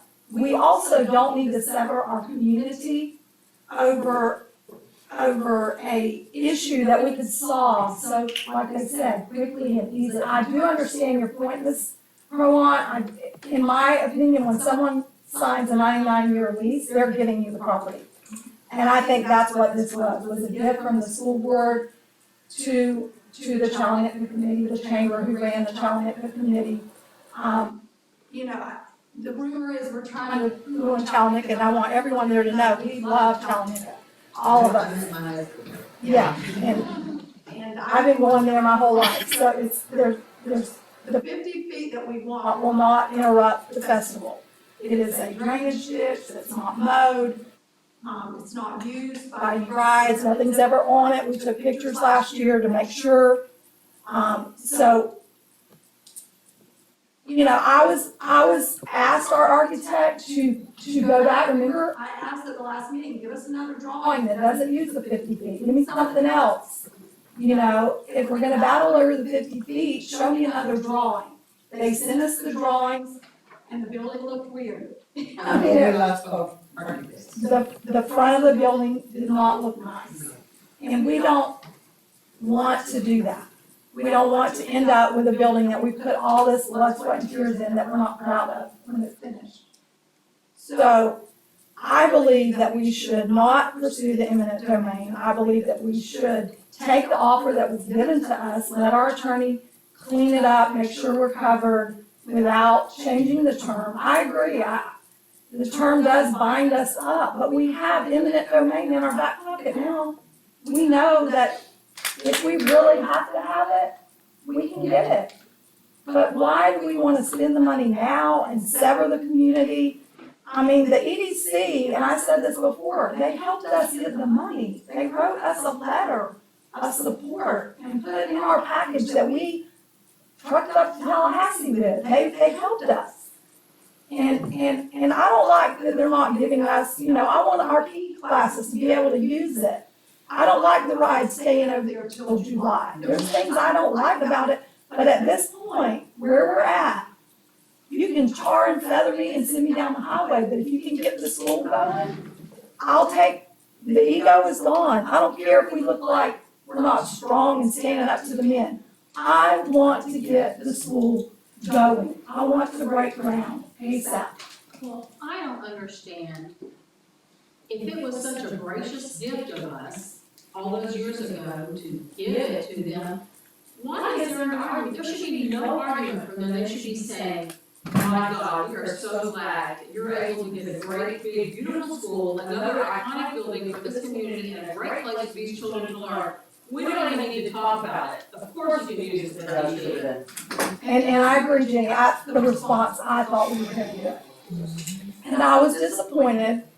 And it's been said in the community that Dr. Barfield brought it back to the board inaccurately.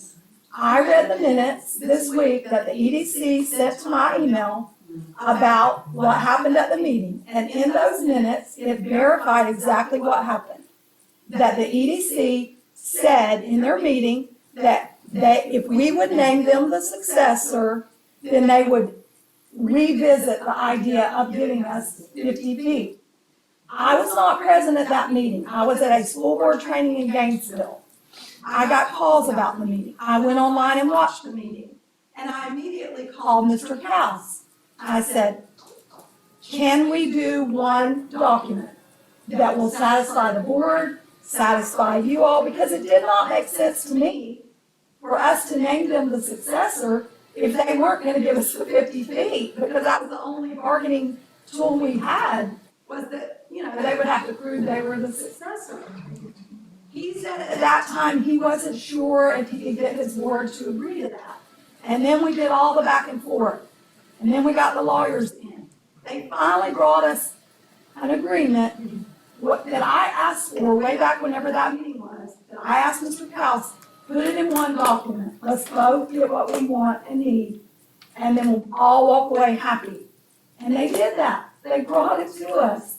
And we said no. And I was so shocked at that meeting because when you all spoke, you started out saying, I want to get this done, I wanna break ground, I want this to be over. But then you didn't vote to approve it, you voted to turn it to the lawyers, and I was sitting here like, what just happened? Because if we signed that, we were saying they were the successors.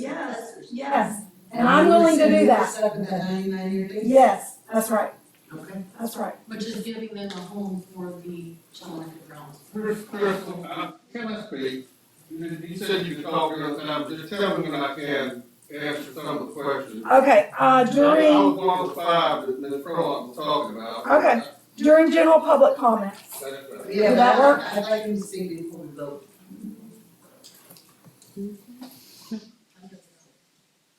I don't know what to do. You're our parliamentarian, is that okay? It's to do within that? the chair's discretion. Okay, all right, Mr. Presley, come forward, we'll give you 3 minutes. We do need a card for you for our records. Thank you, Jackie. You can come on up, you can fill the card out when you're finished, just the same time. And I would also suggest you say that this is not the beginning of free for all. Okay, this is not the beginning of a free-for-all. Out of courtesy to Mr. Presley and his many years on the board, we are gonna give him the 3 minutes. He's the one that signed that lease. Yes, he's very integral to understanding this process. So go ahead, Mr. Presley. For the record, my name is Mike Presley. And, everyone's right here that spoke, and you're all concerned, and we seem to be hung up on the littlest of things. Being named successor. And it's like, you just mentioned, it's like a bargaining chip, I guess. It's some perception. To us, it wasn't a bargaining chip. The fact that there was not a chamber in existence. The Child Committee had taken over running of Child since day one. That to answer any questions, to talk about the lease, which we've constantly been, why don't you do this, why don't you do that, as like we were the successor, no one would recognize it and continue to use it as a bargaining chip. But real quick, I want to go back to one of the 5 people that signed that lease on the board at the time, and that was me. I should have I've got the minutes of our first meeting, and also realize when we're looking ahead, when you're elected to the school board, I'm gonna go over my 3 minutes, so Michael. Okay. Thank you. When you are elected to the school board, when you sit down in that seat, you assume all the responsibility of what has happened in the past, what's gonna happen that next month, that next week. What happened in the past, it's now your responsibility. And if you've got issues with it, then you address those issues, but you don't play the blame game. You don't go back and blame them because apparently no one could understand what we did 45 years ago. 45 years ago, 40 years ago, whatever it was in '83, the 2 blocks that you're building the school on, plus the block where the maintenance barn is right now, were not owned by the Graves County School Board. We bought them. We bought it was the Ramey block, the 3rd block back here where the maintenance barn is right now, after we signed the 99-year lease. We bought the other 2 blocks in 1992. So you didn't have them all that time. Well, we bought them, we bought that one for the maintenance facility. We bought the other 2 to keep it, to tie it into the complex we have right now with no really special idea what we're gonna do with it, but at least we knew it would be in the hands of Lake County Schools. It could be an ancillary facility, so on and so forth. Y'all made the decision to want to put a school here. And you've done that. You've gone and gotten your school, approved by the Special Facility Committee. You have the money, you received an encumbrance authorization last July 1. You're waiting now to get your second encumbrance authorization. And if the DOE submittal to the legislature for the extra money is signed by the governor, then you're gonna get the extra money. It's done. You've got your money, you've got the site that was approved by the Special Facilities Committee. You don't need that. You needed the 50 feet, or 40 feet, actually. But that actually came before the Economic Development Council officially in October of last year, October of 23. Y'all been dealing with a year, and I said this to you, Ms. Perline. You talked about it a while ago, Beth, that you've talked about it 4 or 5 times. It's not been on the agenda. Go back and find it on the agenda for me, but it has not been on the agenda to discuss the lease with anyone. You have made comments back and forth. It's never been on the agenda. It was brought to us in October. You came and made a presentation, showed the school site, talked about the 50 feet. Your first comments were, now we don't really have to have this. We can flip-flop the school, but we really don't want to do that. So we started considering it then. And then that's when the successor language came up. Wouldn't recognize it. It was like all of a sudden started drawing lines in the sand. Shouldn't have happened. It really just shouldn't have happened. Somebody has got to make the decision. If you don't recognize the successor, then you're not going to have one to legally respond to you or whatever. The lease was purely and simply to find a permanent home for Chalonette. It had been moved from the river to where the old high school used to stand in the fenced-in area east of the high school. It flooded over into where the jail is now. The county wanted to build a jail. That's where the only ball field in the city was, right there where the jail is. The only ball field.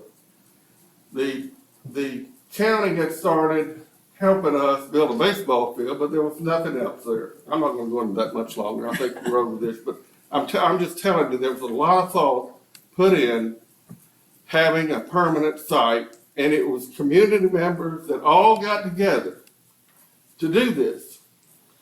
And there was, like again, when we did that, there was a city, county, school, interlocal agreement. And I've heard discussion about, it's not the definition of the interlocal agreement. My gosh, that's not even, so let's just throw this out. The interlocal agreement lease, it was the lease came between the chamber and the school, and then the city and the chamber. 2 leases identical, north block, south block, for a permanent site for Chalonette. Pure and simple, that's it. All this other stuff, the availability where you're putting the school right now is action we took in 1992. And I can guarantee you, every time we had a meeting, we thought of what was going to be good for the Glades County schools in the future. Every year we worked on our work plan in September, which the elementary school was on our work plan. The only thing that wasn't on our work plan was finding a site for it. It was not on there because we had planned at the time when we put it on the work plan to put it where it is right now. Y'all decided you didn't want to do it, that's your decision. But when you made that decision, you assumed that responsibility. So I just want to clear the air a little bit. I cannot just sit back anymore and listen to stuff. We're saying things I don't think any of us really mean, but there was a lot of thought put in to that site. Right. A permanent site for Chalonette. I'd like to respond to one thing. You said that it had never been on the agenda. If you'll go back and look, November 9th, regular meeting. No. Prior to when she came in October. It was on the. You told me it had never been an agenda item. Well, I made a mistake then, didn't I? It had never been an agenda item prior to October when Beth came to the EDC. You just talked about, well, you made the statement at that meeting, I think that maybe it was the same meeting, but we've been doing this for over a year. And Andrew was the meeting when Andrew was here. And Andrew said, since October. And I don't think anyone heard him, but that's what he said. Yeah, I think the timeline issue is because it's been almost a year ago that we discovered we had the property, all those things, that we had trouble with equipment staying too long and we were trying to get that moved. I spoke with different people about that. We've had And that's when it kind of started, the rub maybe started then of who, you know, if you leased us the property, you don't have a right to say what we're doing with it. You know, that was, you know, we're in a lease, it's ours. We can keep whoever we want over there for however long we want. And that, you know, is kind of where I think the rub started for me personally, because, and I've said this at the EDC meeting, but I didn't feel like anybody got what I was saying, but I lease property myself, and I like to keep the person that I'm leasing my property from happy. I mean, even if they ask me to do something that is not in the terms of my lease, if they come to me and say, hey, Miss Ray, you left some trash over there, will you pick it up? Buddy, I'm gonna go do it because I wanna keep in good relationship with my leaseholder. So that is why the timeline is a little messed up, because the rub started over the people staying over there too long, and then we heard rumors that it was being rented out, and, you know, it just, it's, well, we're not gonna talk about that here, but. That's a huge Yeah. communication Yes, issue. yes. But they are, if we had just sat down Yes. and opened up the lease together and looked at it, Yes. a lot of the concerns that you're talking about could have been handled, and it Right. can be handled within the language of the current lease we have right now, like use of the property. Right, But we have not been able to do that. right. And I did attend one of your meetings, and I was told, you know, in no uncertain terms, that they would not look at what was in the lease. Anything other than the 50 feet and the successorship. And I was honestly a little embarrassed at, you know, that, like, because you were there, you heard the language that was used towards me, not, and I was a little taken aback by that. But I knew then that there was no hope of working this out. There was no hope of changing the terms or anything. That's why I brought it back to this board and said, y'all, we better sign it, because they're not gonna negotiate. So thank you for speaking, and we appreciate it very much. So, Mr. Presley, I have a question, if you don't mind. Sure. So, you're 3 saying. minutes, but. 3 minutes, okay. So you said that, you know, it's, and several speakers stated that, you know, well, if it's just a little thing, and we're letting this little thing get between us. So if I said, and I made the recommendation to the board, or if I said to you as a member of the EDC, okay, listen, we're done, we're not gonna do eminent domain, we're done, we're stopping, we're gonna take the 50 feet, but everything else stays, then what happens? Is that? What do you mean by everyone's got to stay? What, everything else stays? Everything, if I say, we're not gonna go for eminent domain, we're not gonna start that process, but we're gonna go ahead, we're gonna take the 50 feet, and everything else continues. The lease as is, everything's the same. Well, you're putting a negative context to the lease, like it's really, really bad. No, I'm asking you directly, if at this board, if we say, you talked about giving in, or giving, you know, that we should give in, that we should name you the successors, and I'm not even talking about naming anyone as a successor. I'm just saying to you, if I said to the board, you know, we're just going to take, we're gonna go ahead, we're gonna take the 50 feet, but we're not gonna do eminent domain, we're not, there's no returning, everything else stops, everything goes forward. What, I mean, I'm asking you, is that a consideration? Because you're asking us to do it, you're asking us to come halfway, but what is the EDC? I hadn't asked you anything yet. I have just tried to clear up some stuff that was said tonight. I have, that I know of, I have not asked you anything. I'm asking you though. I'm saying to you I'm asking you, you're asking for the board to not do eminent domain. You're asking me, I'm going on my attorney's advice. I'm listening to taxpayers saying that this is something that, you know, nobody wants to get rid of child because that has never come out of anyone's mouth. And that was why we said as soon as we have our 50 feet, we'll go into a lease. We'll go into the 50 feet was offered here by the chairman of the EDC, and you turned it down. Because it was, if we made the EDC the successor. That's what. No. We had asked to be the successor. That was That's it, that's what we were. Well, it's again, well, I saw what was voted on, and I didn't ever hear it come up that, well, I'm not gonna vote for it because they wanna be named successor. But let me ask you something, Patty. If the name on the lease is defunct, so there's nobody there, and if you just take what Webster defines as a successor, which would be someone that continues to do the same operation as the other one has done, which is defined, successor. Challenger Committee, which is a part of the EDC, picked up, never skipped a beat. They have continued to run Challenger for the entire time.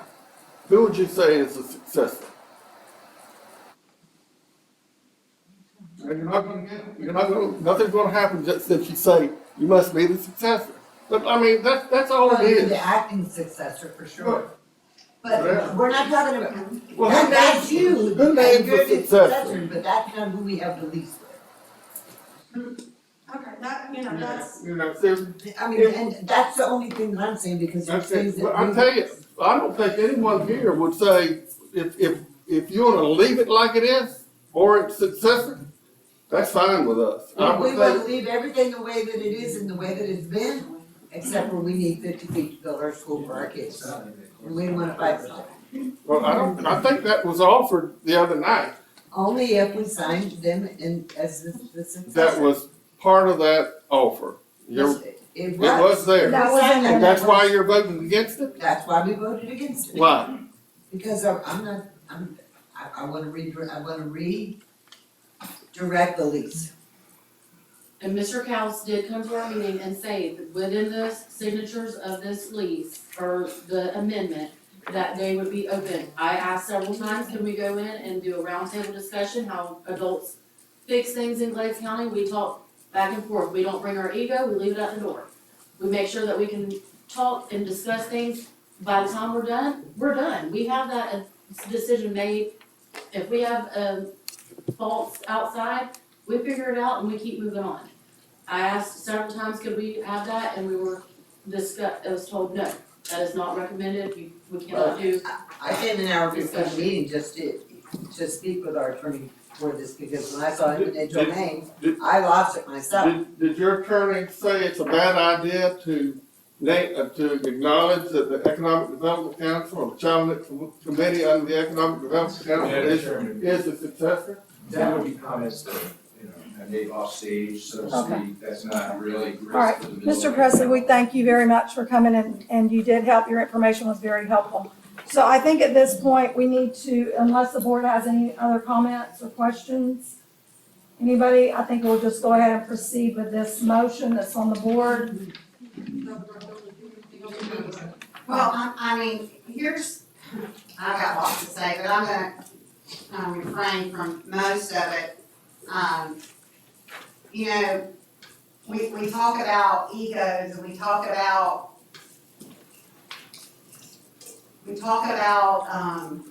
what's right and doing, there's been so much talk from both sides, the school district side and the community, or the EDC side.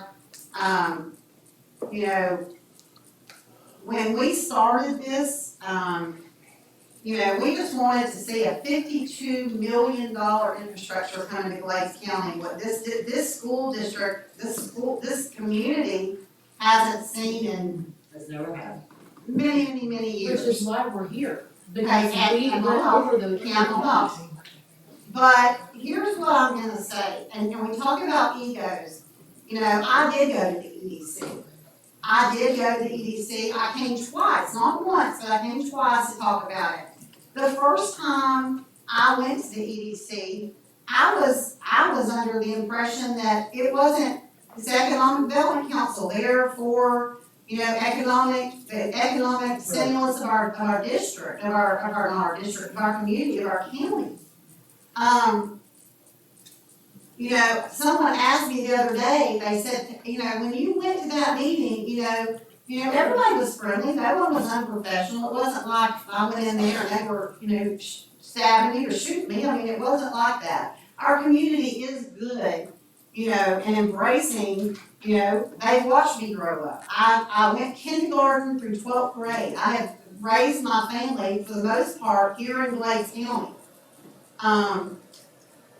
And so after the first meeting, I was a little shocked by some of the reaction that I got from some of the committee members, but understanding that is, everyone that sits on the committee, you do the work, but you're also gonna take a lot of the blame. You're also, when something goes wrong, you're the one that's gonna get it. Something goes right, someone else is gonna get the congratulatory back rub. But I was a little surprised by some of what was said. Then came the second meeting, and Crystal, that was the meeting you were at. I felt like we were trying to address this in a positive manner. I did ask, I came and asked for the 50 feet, because it was a second meeting, I believe, and I don't remember who said it at the meeting. And they said, well, we can't give you what's not ours to give. The property is not the EDC's. The property was it was an interlocal agreement, with the Glades County School District and the Chamber of Commerce. I'm not even going there because that's a whole other different topic and we're not going to agree on it.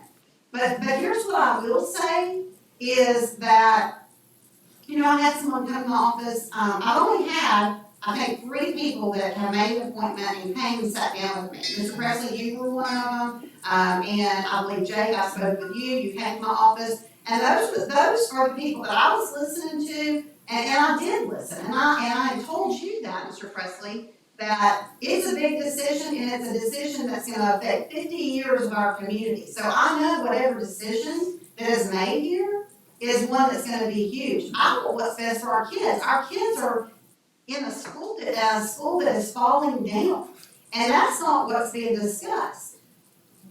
We're talking 50 feet, and I get we're going to get into this, who's right, who's wrong, whatever. If we vote tonight to do the eminent domain, and as a board we say yes, that we're going to go for it, that doesn't shut the door on the conversation. If the EDC wants to come to me and say, you know what, if Jake and Mr. Presley and Tony and Andrew want to come to me and say, let's have a conversation, you know what, I am willing. I've never not been willing.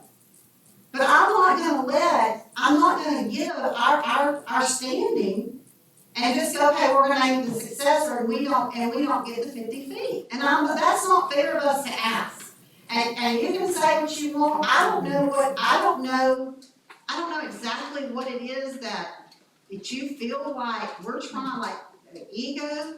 I'm not going to go into some of the more specific things because as a discussion with one of my members, I told him I wouldn't. But if you want to go into egos, let me tell you about some phone calls I've been receiving from members of our community when they got phone calls from a community and an EDC member about personal attacks. And no one has said anything about that. You know what? I applaud every single person sitting here. Agree with me, disagree with me, agree with our board. But some of the antics that are being used, that's not what a community is. I've grown up in this community. My mother was on that same board with Mr. Presley for 16 years. She signed the lease, but she was there in that meeting. So trust me, I have a very personal interest in this. And I know what's best for our kids. My decision is to move forward with eminent domain, however, not shut the door on it. And if there needs to be a conversation, I'm up for a conversation. But let's be adults and let's, at the same time, let's agree that I might not get everything I'm asking for, but even with the EDC, I want to work together with the city and I want to work together with the county. But it takes 2 parties to tango. So I have one more thing. Okay.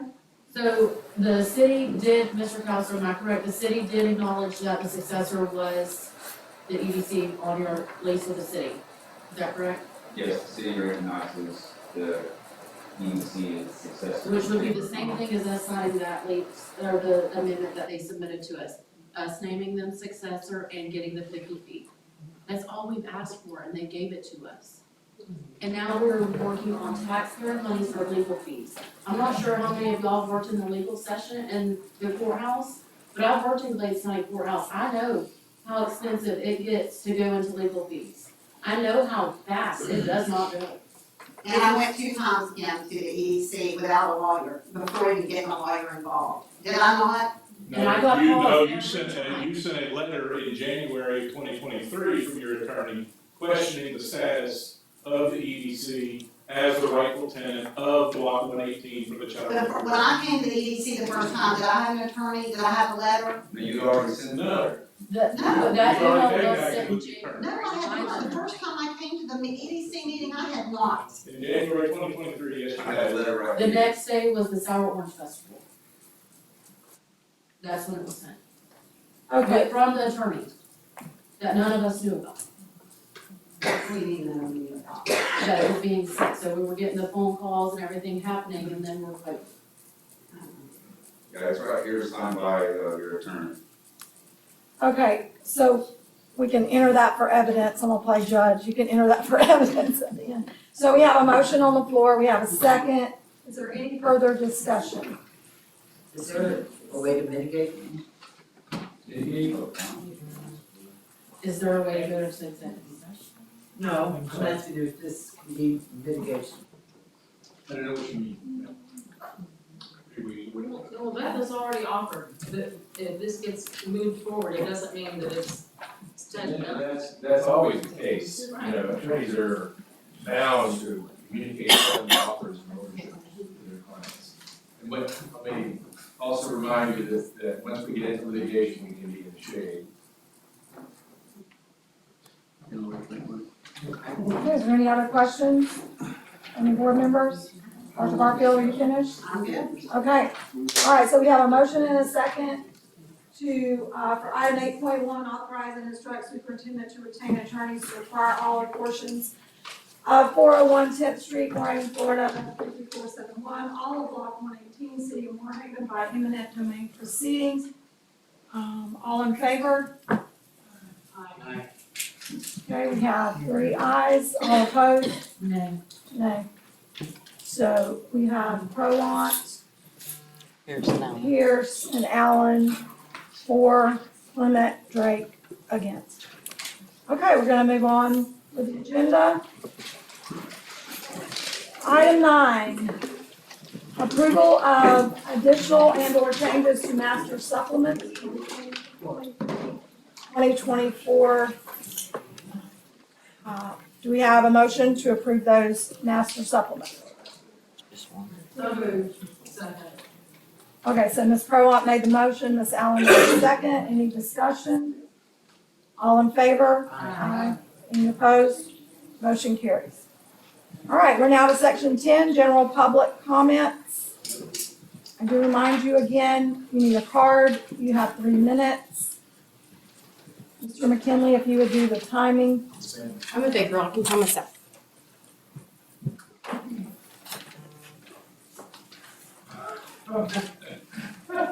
Dueling clocks. Lauren Thompson, thank you. You can't do that anymore. I've been here many, many times, more times probably than I can count, and since we've let this eminent domain thing, you've already proved it, and that's fine. You've made your choice. Sorry. You've made your choice. I only get 3 minutes. I don't get to stand on a poignant box and just discuss at will. I get 3 minutes. So, you made your eminent domain choice. That's great. You're all a governing body that can choose to do as you will. My 3 children sit in that school. So if you're thinking this is like a community thing where all the parents are upset, because the reality is, and I need a poignant answer to this question, when you get special funding, that Mr. Cressy was discussing, is a site location requirement. And you can send the answer to lauren.thompson@glaze-schools.org. You need to give me that answer since you can't provide an answer to me at an open school board meeting, because I know that's somewhat inappropriate, so that's fine. Because the reality is there's 3 other locations. When you presented this to the city and the county on January 9th, 2023, there was no other site location but this location. Personally, as a mama, a teacher, a Glades County resident, I hate that place. I don't want to be next to community development at all. And while I know that the actual location of our actual school resit is probably not fiscally reasonable, there are 2 other locations. I also happen to sit on the GCYAA board. I'm the president, and I'm not going to speak for the GCYA board because there are other people and I'm only one person on the board. I would much rather get rid of the not so well maintained and need a refresh ball field, because I have no idea how old they are, Jake, probably really old, but they need a refresh too. So why not do something that can be figured out? Maybe that could be the ball fields, because you already have ball fields built on school board property. Maybe that might be a possible location. But pretending like this location is ride or die for a brand new school for my 3 children and my future place of employment is not fair to me to make this argument. There are 3 other possible locations that nobody has yet discussed. That's an actual option to discuss. You just now made South Florida Water in for permitting. There's been very little discussion with your city architect between back and forth.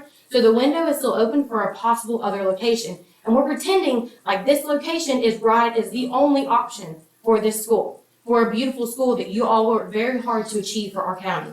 I'm very happy that you want to ensure the future for our children, but pretending like there's no other option for an actual location is not fair to any of the children that sit in those seats that I teach day after day, or me who comes to the building to work. I don't want to come to a building that's sitting next to that.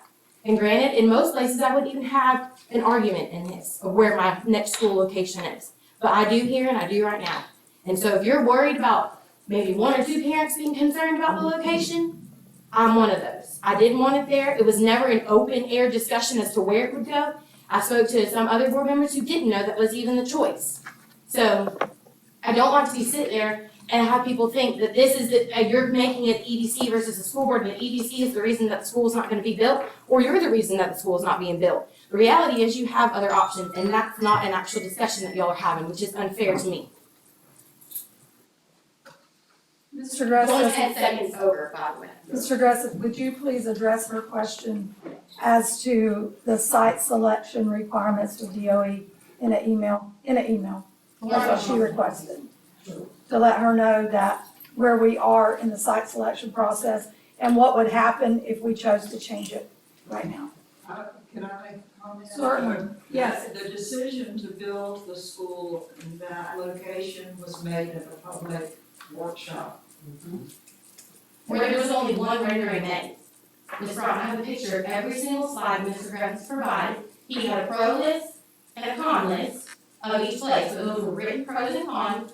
The only place that you even transpose a picture of a building onto was that location. But that was after the board workshop I'm referring to. This was back when Gloria Reese was still on the board. We had a workshop, we had a table set up right there in the middle of the room, and we discussed all the possibilities. I think Mr. Breathes even made it, when we said that was the best choice, he said something like, I didn't think you would pick that, but it really is the best place for it. And we went around the table, and it was a public workshop, and we said, each one of us, that's the best location, that's the best location, that's the best location. I'm not going to respond to problems. I'm respectful of how this process works. You're allowed to ask questions, I can't respond back, so.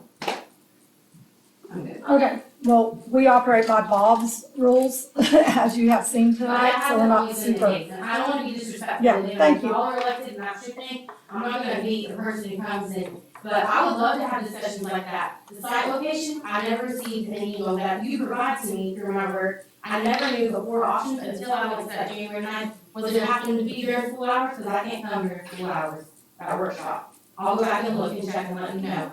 Because I can't come to 8:30 and 9 a.m. meetings.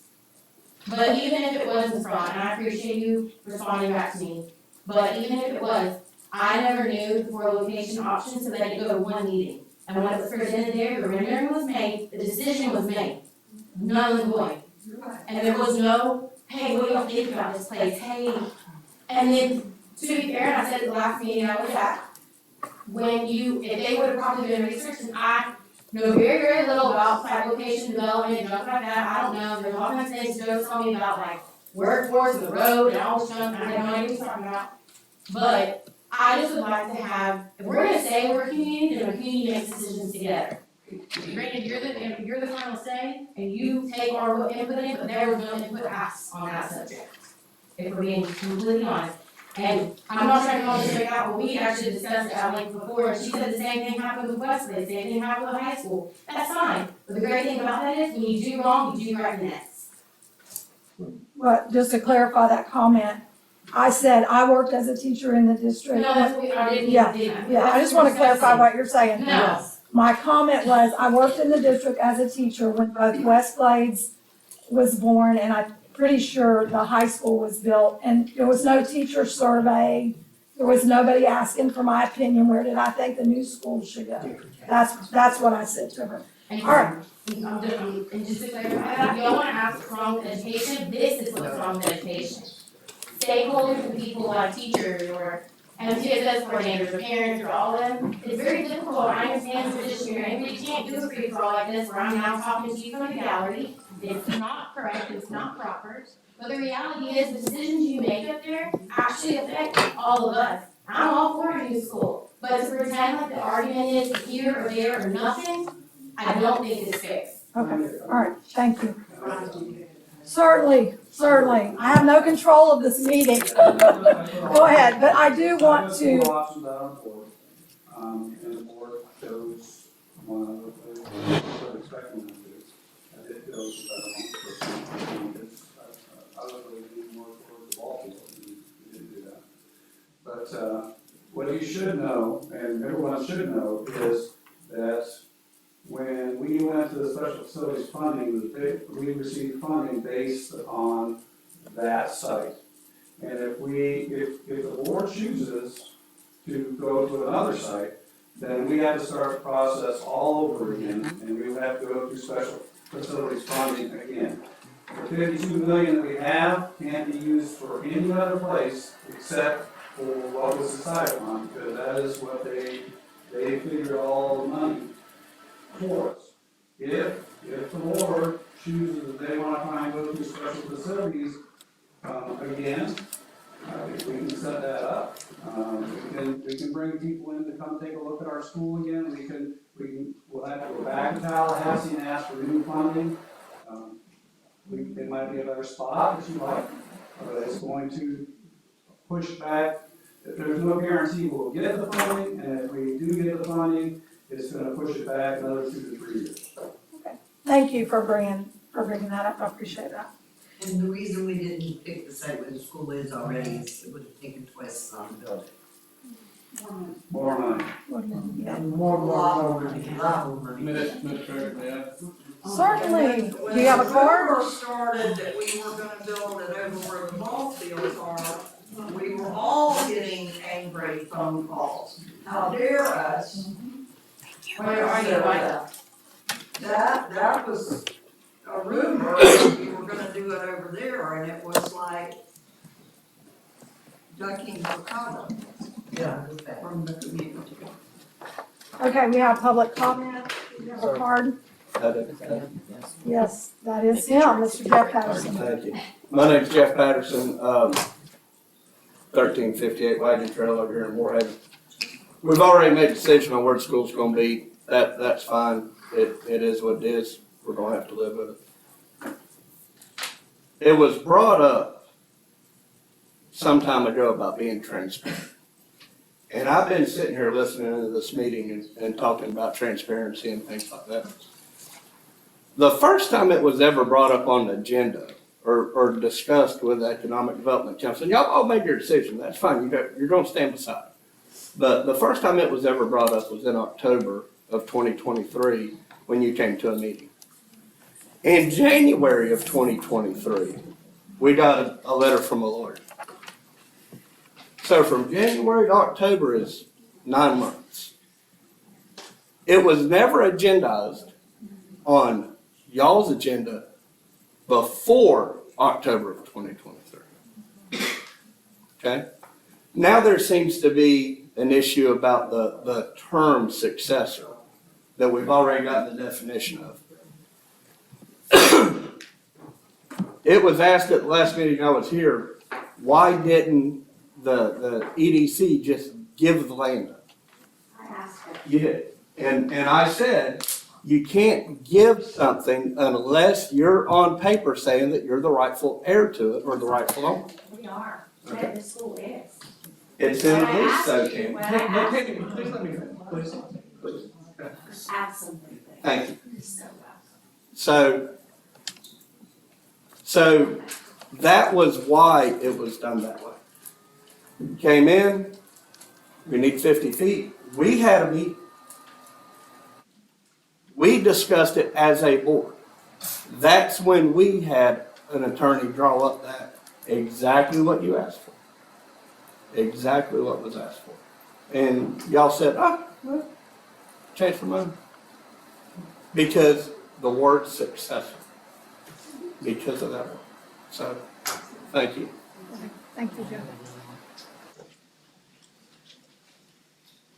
All right, we have another speaker, Mr. Kels, for a second time.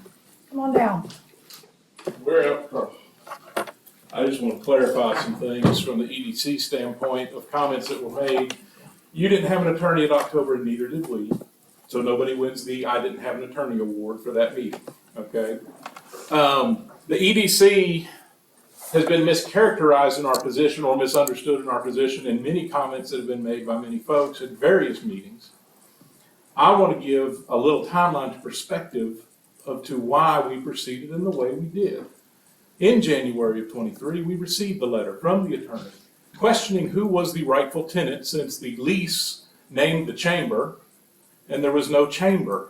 There hadn't been a chamber since 2007, 2008. I believe it was the 2008 festival, which was the first one sponsored and organized by the EDC.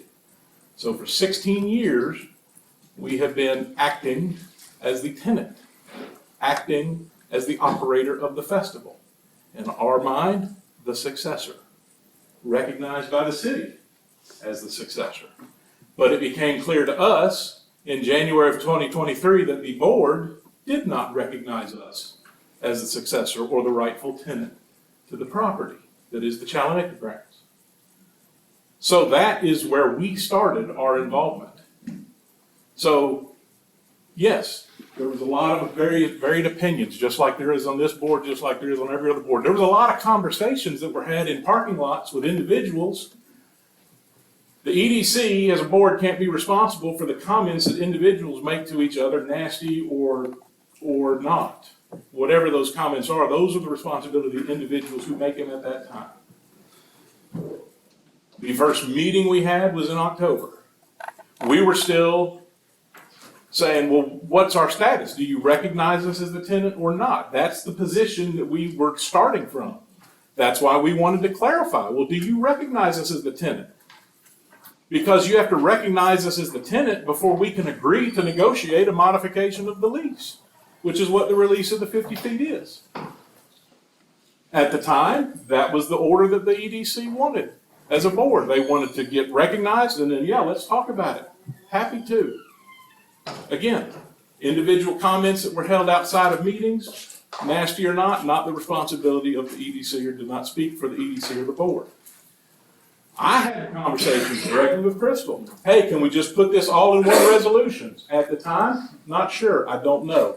At the time we had met in October, the board said, let's do this in proper sequential order. Let's clear up the status of the EDC as the tenant, then we can handle the issue of the 50 feet. Well, by the time we met the second time, was that late November, I think? We had come to the point where it said, okay, I think you had made an offer, a proposal for a modification. Didn't care for that, so we said, well, let's go back to what was originally requested. Both items. We'll recognize you as the tenant, and you grant us the 50 feet. And that's what we brought back to this board. So yeah, we didn't just jump right there because we were starting off our back foot going, well, wait, you don't even acknowledge that we have a seat at the table, but you're asking us to grant you 50 feet. Right? So we said, let's just see. So yes, we didn't just say, oh, yeah, here you go. Maybe we should have, and this should have all gone away. Hindsight is 50-50. But you know what? There was a lot of people that have very passionate emotions about what goes on in that chamber, that festival, and people who passionately worked on creating that permanent grounds. My great aunt Bertha, God rest her soul, dedicated her life to that festival. That was the most important thing in her life every single year. So getting a permanent home, permanent, that would be unassailable by future boards, by future changes, by changes in the political winds. That was the point of that lease, was that it was a permanent home. And that's where we started from. So yes, could it have gone better and smoother? Absolutely. But I just wanted to clarify the sequence of why things played out the way it did, because we wanted to clarify our status with you, just like we had with the city, that we had standing to grant the request that you were asking for.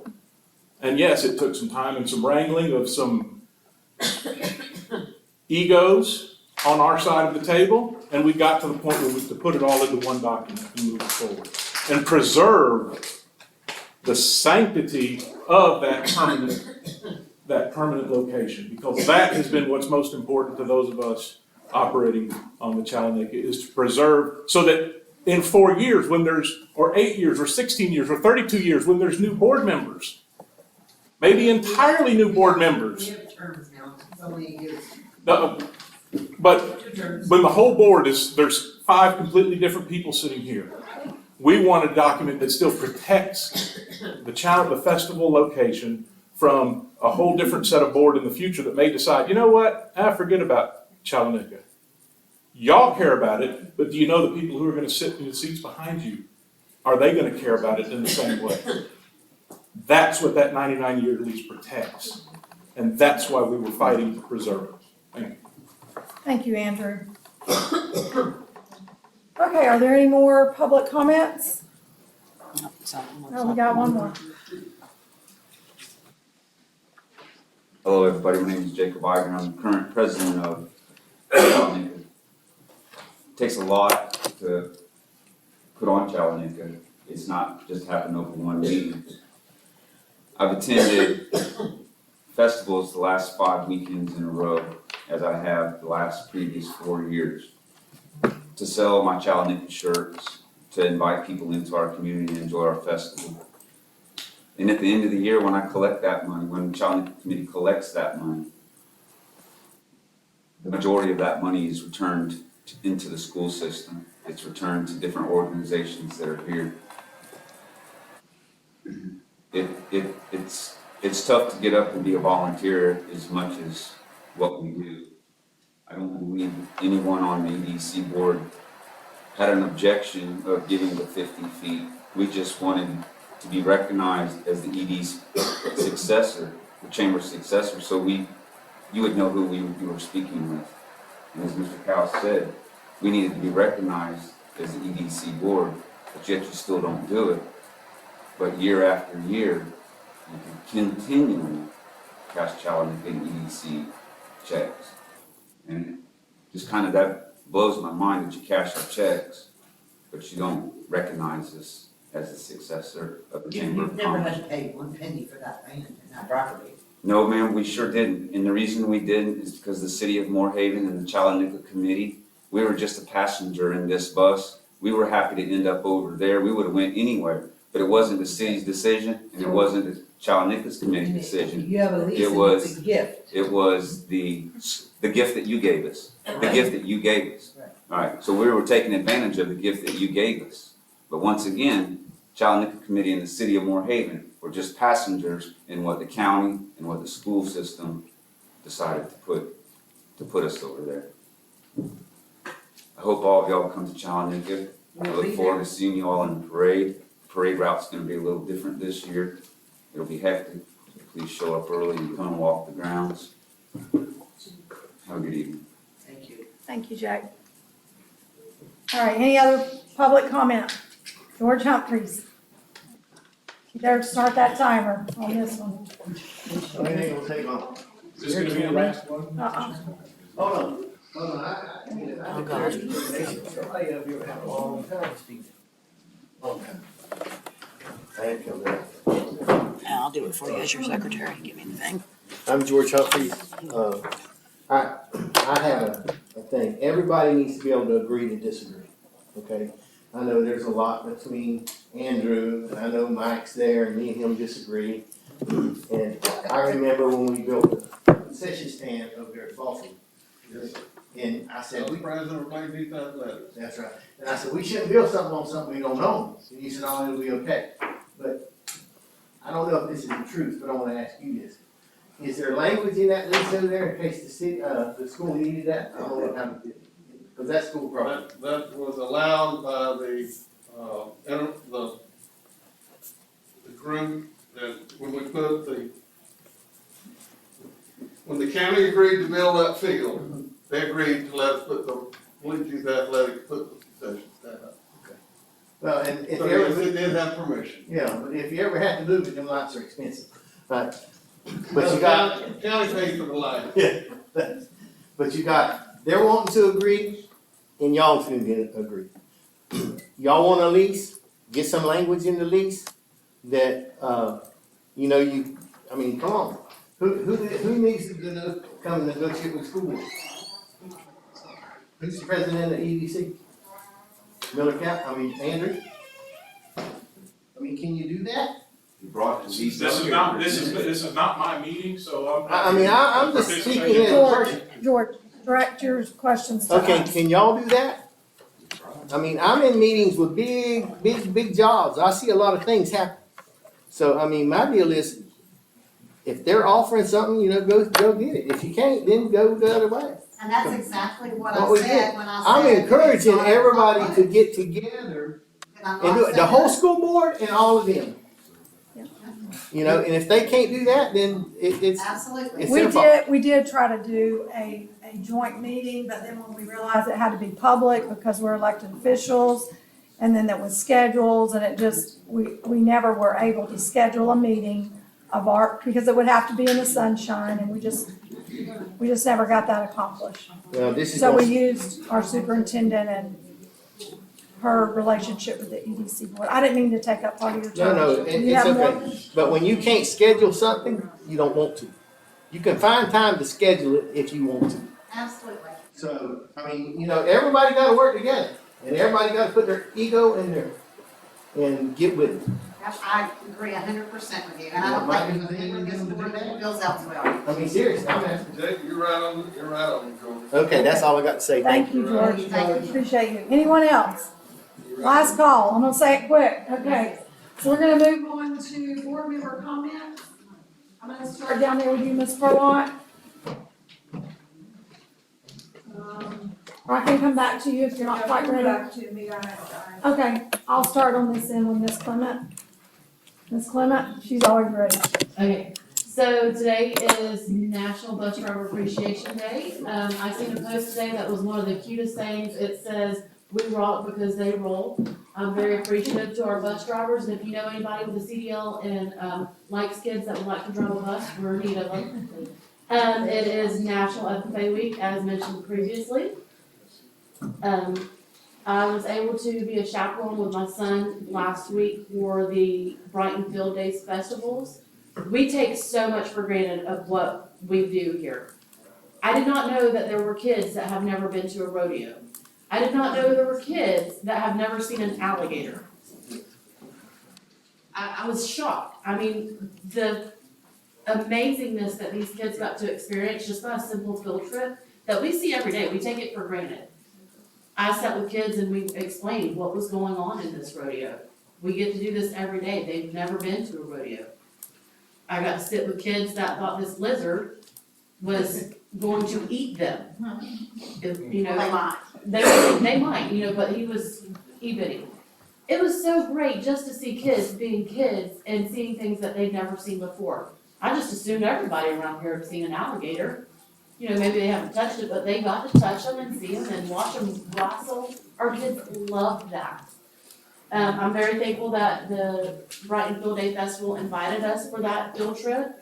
The kids went home with a backpack, a coloring book with Creek and Miccosukee language in it.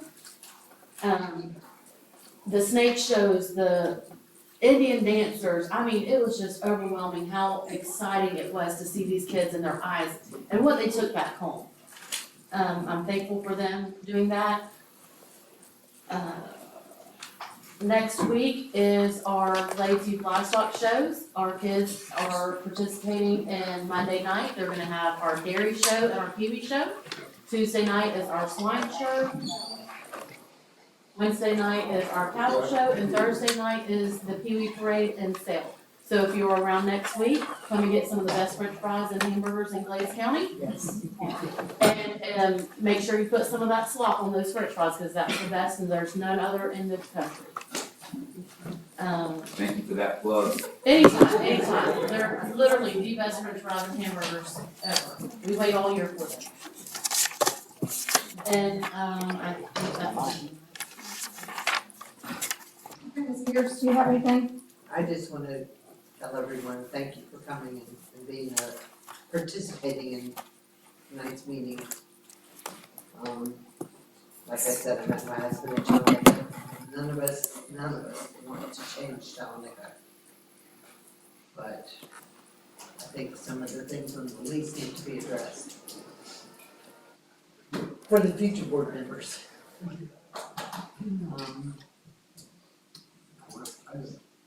Congratulate the students and the parents of the kids that were here earlier. And just thankful that we're able to get together as a community and speak about these things. If there's any way to mediate this, I wish we could do it. That's pretty much it. Okay, Ms. Allen, I have nothing to add. You ready, Ms. Rowland? I don't have anything. I may have something after Dr. Barfield gives her comments, if you don't Yeah, mind. certainly. I don't wanna steal her thunder. I know, I feel sometimes like you should go before us, and then it might make our question shorter.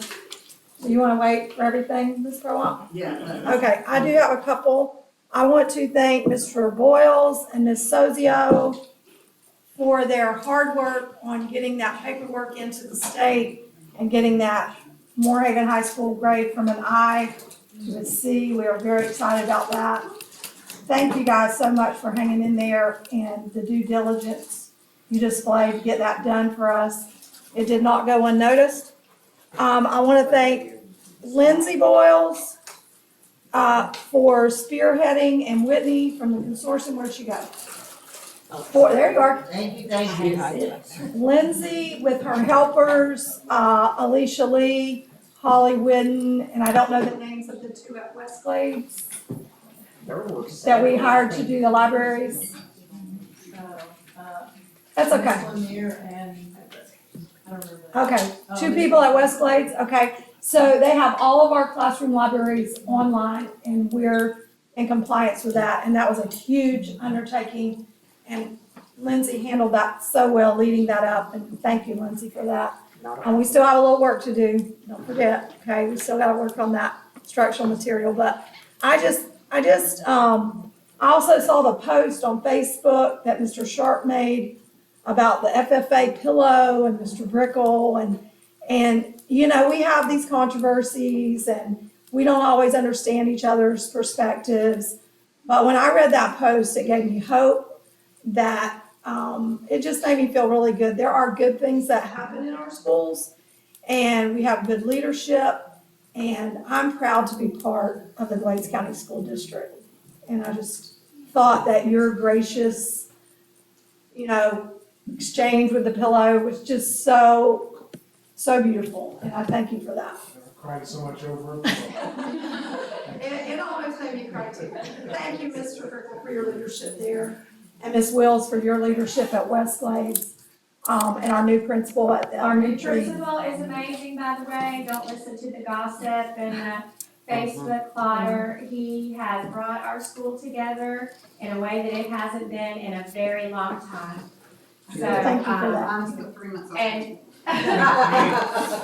And one of the things I thought, I know there's just so much trash on Facebook that it's funny, no one ever came in here and questioned. Yeah. That's just, Well, thank you for being Mr. Doty's spokesperson. We We are appreciate it. proud to have him. I definitely don't need one of them. No, He's awesome. Thank you for that. We appreciate all of our leaders. So, Dr. Barfield, it's your turn. all right. So I want to start by saying something publicly to Jake Eigner. So, the past couple of weeks, I think, Jake, you said five weekends you've been at different, Yes, ma'am. Different and festivals, so, and I have to Riverside tell Mountain. you, yeah, different festivals. I have to tell you that I've been at most all of them, minus one. And, it's really good to see the Chattanooga committee represented because there's a lot of different,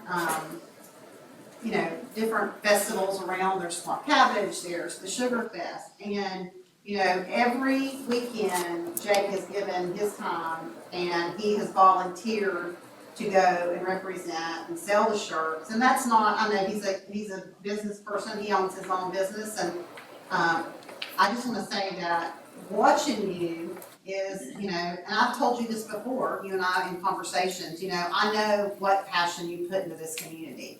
And so I want to tell you that, I know being on this board or being the superintendent or being a city councilman, you don't get told a lot that we appreciate what you're doing, and especially when you're doing it as an individual a lot of times. People aren't gonna thank you for, driving the streets at night and looking for things that are going wrong. So I want you to know, people do see that and we do appreciate it. And, I know as an individual county resident, like I said, I've lived here all my life, the majority. I mean, I married a farmer and had to move away for a couple of years until I brought him back to the Holy Land of Glades County.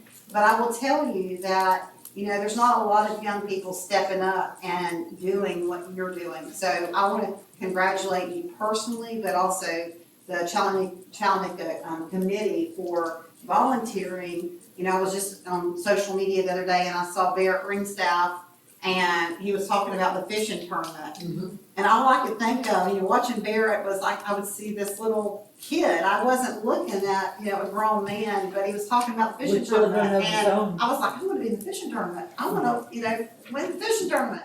But so I just want to say that to you publicly. I appreciate it. And one thing I also wanted to touch on with I meant to mention it earlier, the children that got stranded in the airport. Some of those, Chattanooga committee we don't just put on Chattanooga, and you'll know from the rib cook-off,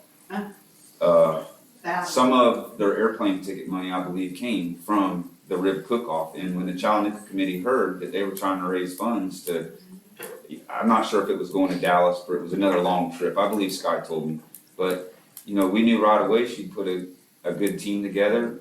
Any money that they raised there, the day of that, was all theirs. Plus, we still made a donation to them. So the Chattanooga committee does other things than just put on Chattanooga. I mean, we do make a lot of people come in here and ask for donations, and sometimes you can't get it. Well, then they come to the Chattanooga committee. And thank you for your time. I appreciate the recognition. And since Mr. Igley did bring it up, I just want to restate what he said. The rib cook-off, I was the winner, even though I might have had a little assistance, but there's nothing in the rules against that. So just let me know. And that event, everybody that won, they donated their money back and just added to that pool of money for the school system. And that was good.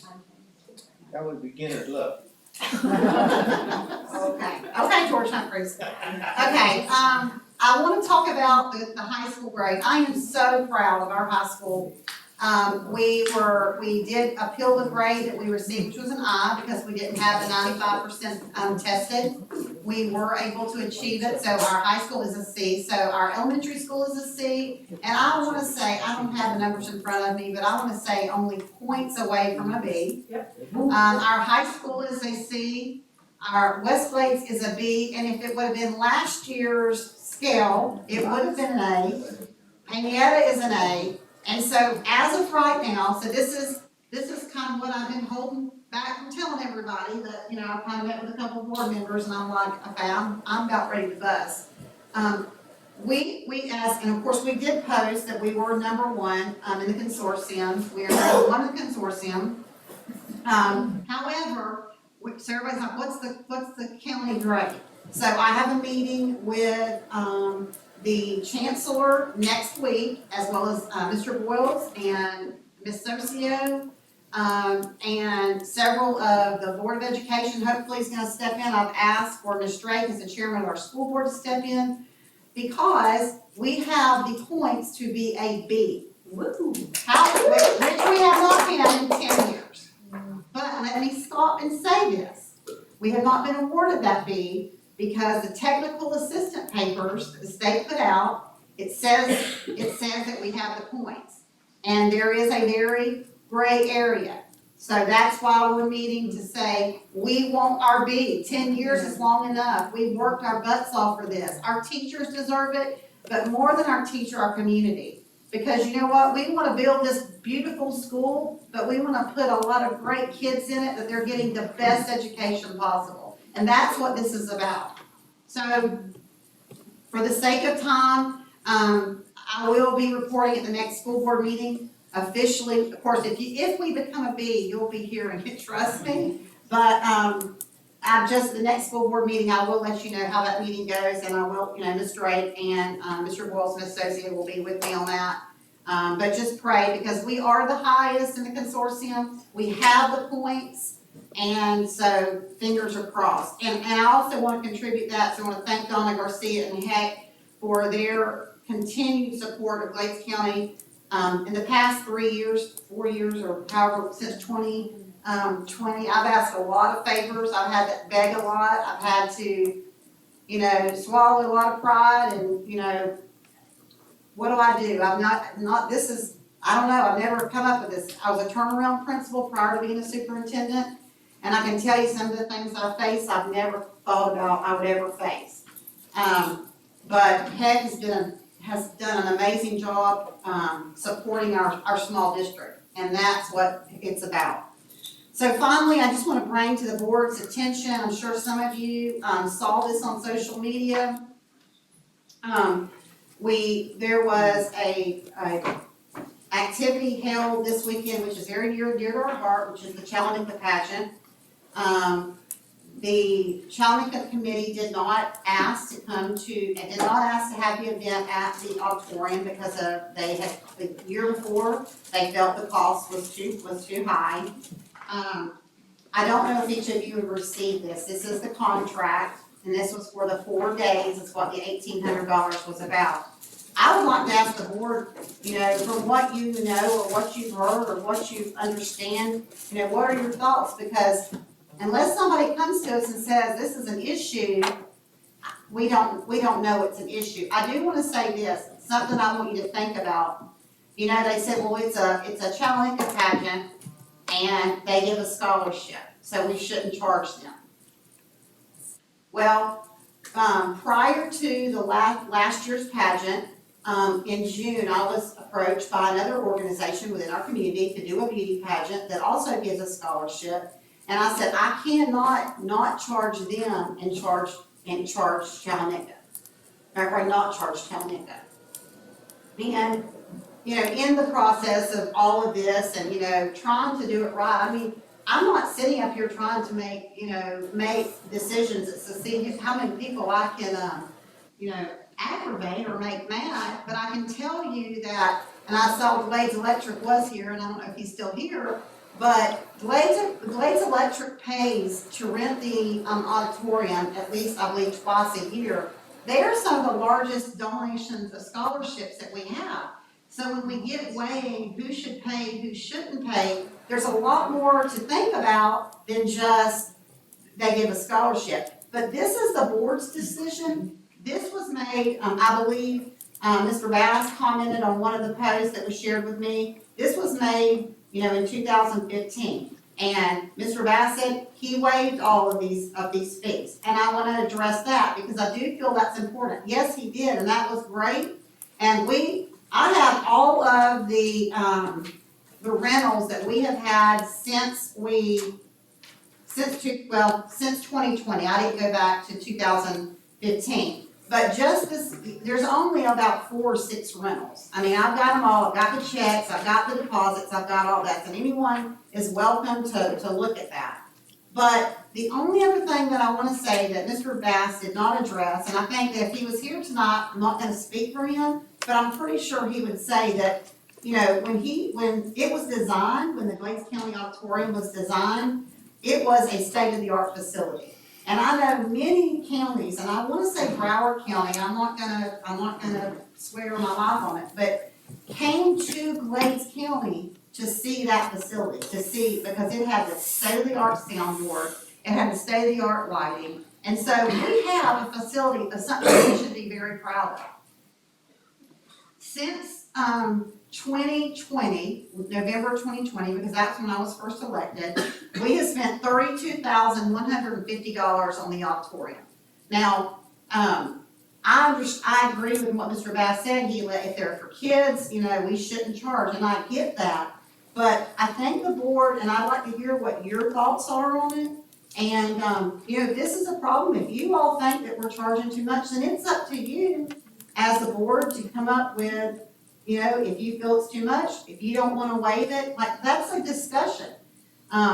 You know, I wish that, you know, people would feel like they could reach out through email or come and meet with us. I don't know about you all. I received one email or two emails, I apologize, talking to me about, you know, the fees, and they ask questions. I don't know about you, but I'm just interested to hear about your thoughts on it. You know, do you feel like we need to, you know, do we need to revamp this? I had a long conversation with Mr. Browning, and I think that people need to understand that, you know, part of the fee is charging for the operation of the soundboard. That's a $12,000 soundboard, and I know our community has worked very hard to do the Season of the Fine Arts. That program was initiated where our kids would get a different look on different types of music. And listen, I'm there. You know, if you get in my car right now, you're gonna hear everything from Hank Williams Jr. to Tupac. I mean, you're gonna be like, whoa, but you're not gonna hear the classicals in my car. Kids are equally the same way, and I'm sure some of you are the same way. This was to expose our children to something different, and our community came together, once again, and they created the opportunity for Seasons of the Fine Arts.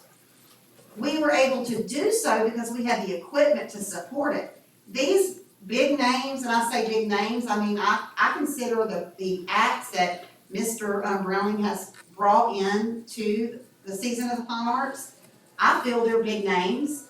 They would not come to an auditorium that did not have the machines and the equipment that we have, because they're gonna have to protect their voice. They're gonna have to protect their sound and their image. So when they come and when Mr. Browning reaches out to them, he's able to verify, we have this kind of soundboard, or we have this lighting system.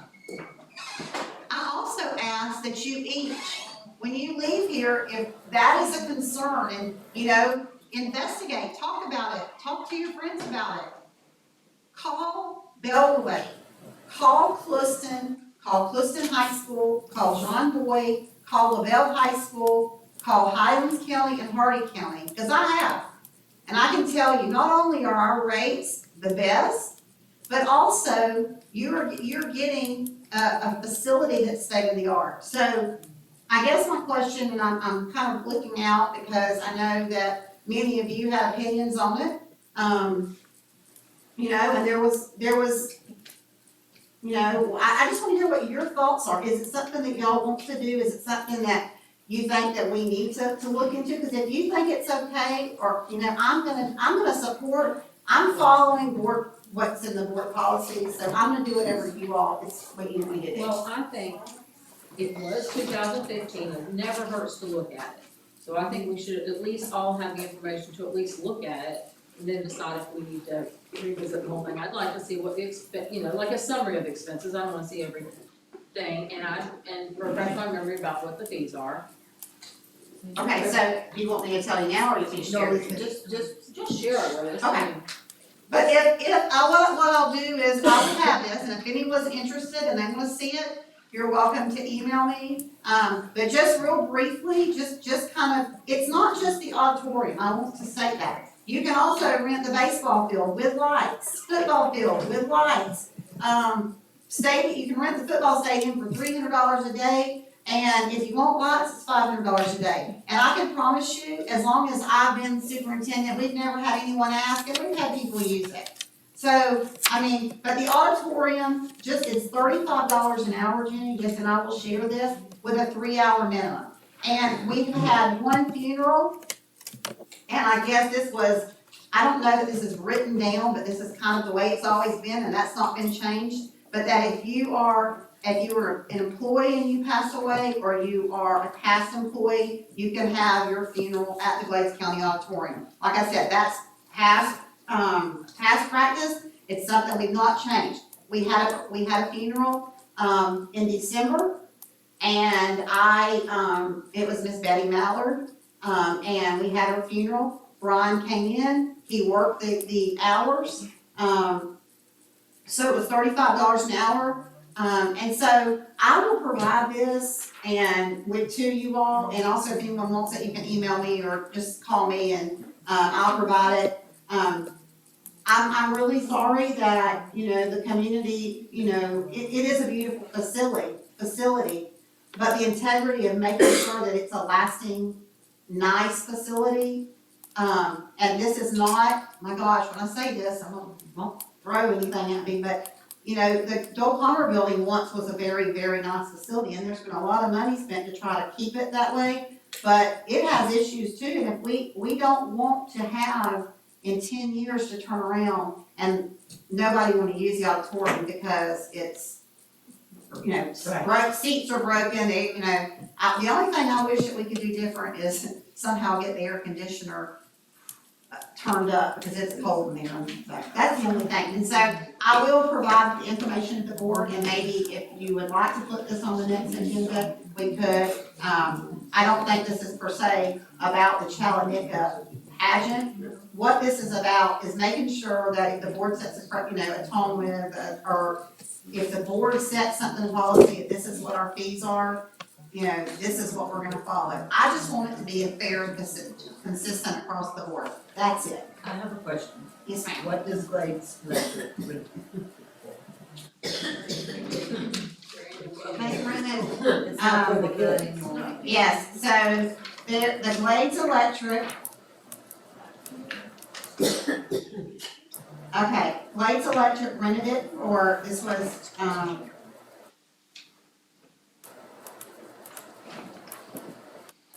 it was use of facilities, it was for their annual meeting, that was for that. I apologize. That's good enough. My whole thing is they're a corporation. They can afford to. I want to speak. This is what I wanted to wait and hear what she said. I feel like that we, number one, definitely need to pay the $35 or whatever it is an hour for Brian or someone he's trained to run the sound. That's a given. I would never go back on that. The second thing is, we definitely need to pay the hourly rate for the custodian to clean it. And she or he needs to do it outside their contract hours. So that is a given, that needs to be paid. I think there should be a refundable deposit. And after the event, Brian or whoever checks the condition of the auditorium, and if there's damage or whatever, they don't get their deposit back. If it's more than what that deposit is, we try to figure out how to get our money from them to repair it so that we maintain the auditorium. I think we should charge our adopted fees for profit, like Glades Electric. They're doing a meeting, they're a for-profit. I don't think they're full profit. Well, maybe they're not for-profit, but they're not a student organization. They do give scholarships, but that, I think that's irrelevant. I think, in my opinion, I'm one person, if it is a program involving our students and it's not for profit, then we should waive the rental. I had a discussion with Get the, the money for Brian, get the money for the custodian, get the deposit, the refundable deposit.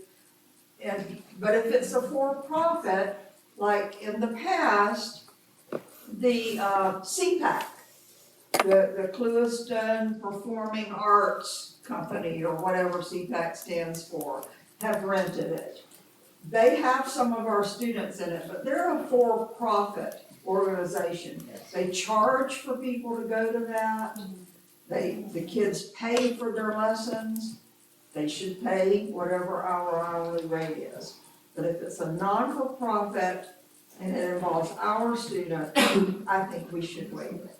And it's unfortunate that the Chalanika paid the huge amount last year and felt like they couldn't afford it, so they didn't even ask this year. Somewhere along the line, there should have been communication. They should have said, wow, we would really like to use the auditorium, but we can't afford this. Is there something we can work out? and I wish everyone that rents it comes and does a presentation and gets the old board's permission. Well, even the process of renting it, I think that, and Brian and I talked about this, how can we streamline this? Because we both, Brian and I both wanna make sure that it's fair for everyone and it's consistent across the board. So, the way it is now is they send the application to Brian, Mr. Brian sends it to Mr. Rickles' office and they check the date because, why go through this if the date's already taken? And it kind of goes back and forth, but I think that if possibly, and that's something that I'll bring to the board, if we have a different approach to it, about maybe the board does sign off on, anyway, but I can bring that. I just didn't want anyone to think that I wasn't gonna discuss it, because I do feel like if it's an issue and it's something that, that we're also concerned about, that we need to bring, we need to have that conversation. Well, I don't think the board needs to get into the weeds every time it gets rented, personally. We just need to set the boundary and. Yeah, could you work out kind of what Jean said and bring to the next meeting, put it on the agenda and give us this proposal? This whole conversation reminds me of years ago when I helped with the pageant in the old auditorium, and they had a little bitty sound, and we had, I destroyed that thing because I didn't know how to use it. And I was turning every knob and turning it down, and it was terrible. And well, the system wasn't good when I started, but by the time I finished with it, after 2 weeks rehearsal, it was really shot. So yeah, the only other thing that we would need, and Ms. Pro and I have, Ms. Prolent and I have discussed this, is that they would also be responsible for the insurance, which that's, that's typical. But I'll put something together and, I think that the board, and superintendent, they did, they have a beautiful facility. I know the community room, Mr. Brickell and I discussed that, it gets used quite a bit. I don't think people realize how much the community room does get used. And we've never ever charged for that. I don't even think that was, so I think that it's just a matter of putting it down on paper and following it and. Right. We need to protect our assets. Yeah, and something. That's the key. But if anyone wants to look at this, they're more than welcome to. Dr. Barfield, one thing I thought of, was they were practicing outside the year that they did rent from us, to avoid, and they really, if they're gonna be in there practicing without Mr. Browning, then I don't, you know what I mean? Like, they really need that stage area for at least a week before the contest. And I would hate to see that daily charge when we don't have to be there, you know what I mean? Well, and I don't know Just how many consider people that. were around, Tammy, I think you probably were involved, I'm fixing to say, you're a little bit older, not old, but back when Amy Espinosa did the Chalanika pageant, they had it for months. But that was the old auditorium, and they might not. Wasn't used as much. Correct, so I just think it's new modern facilities, which we're blessed to have. I want our kids to be, listen, I'm a huge proponent of pageants. I think they bring self-confidence. My daughter participated, I participated. 1987 Viscount County right here, just throwing that out there.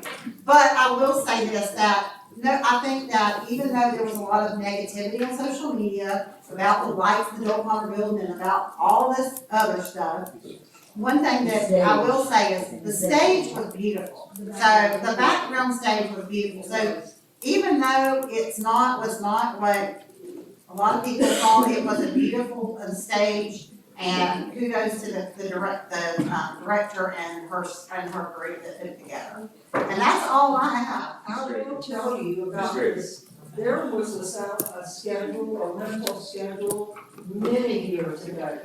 Back when we were in the old school, in the old auditorium, there was a rental schedule.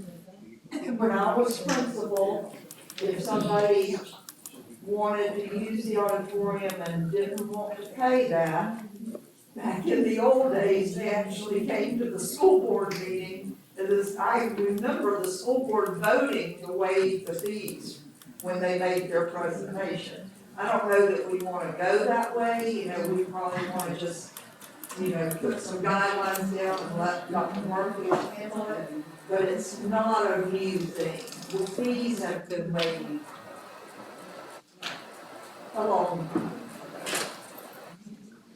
And that is really all we've got.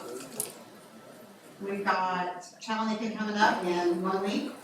And we're gonna ride in the parade. And I know that I've called and spoke to somebody at the city, but I don't know if we need to check tomorrow, Jackie, if we submitted an application or if we haven't, we need to submit an application.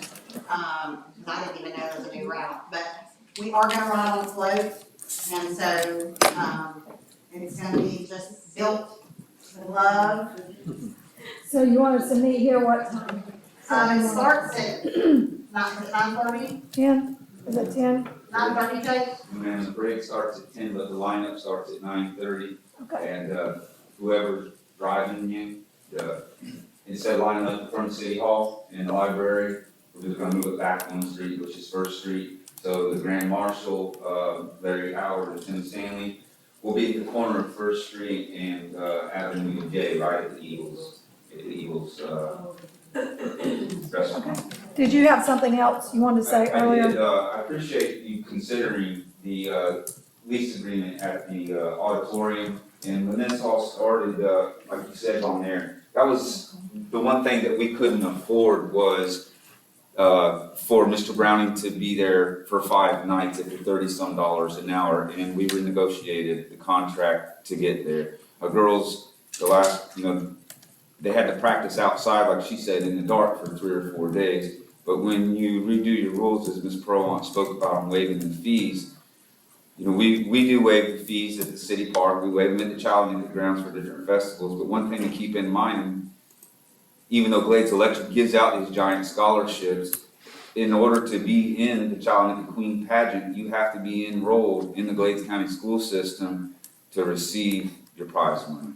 And by no means would the Child and Youth Committee ask you to waive all the fees, because Brian's time and the equipment that he is touching is well worth probably more than that $30. 35, but renting that, we don't need the sound system every night. We just need it, 2 nights a week. But I'll let the director of the pageant work that out with you. But just please keep in mind that far waiving the fee, even though Glades Electric's using it and they're giving scholarships to Glades County, they're a corporation and we're living off of t-shirt sales. But I do want to say this, just where we can just clarify this again one more time, that they did not ask to use it. Y'all did not ask to use it this year, and I pulled all the emails. There was not an email, and Mr. Browning said he does not recollect anyone ever saying to him about the fee. Yeah, we didn't have it. Right. I'm just saying, I want that known, because it's not like somebody came to us and said, we never even tried to entertain it. right. We decided, like you said, is to purchase what you saw on the backdrop and our own sound system, and hopefully with the Dual Connor building being renovated, that'll give another option for the pageant. And I didn't know, I just thought a stage you could get up there and do it, but apparently you gotta have lots of bathrooms or changing rooms for a queen contest. Because I tried to have it in several different locations. No, ma'am. But once again, All right, anything else? All right, I'm happy to adjourn the meeting.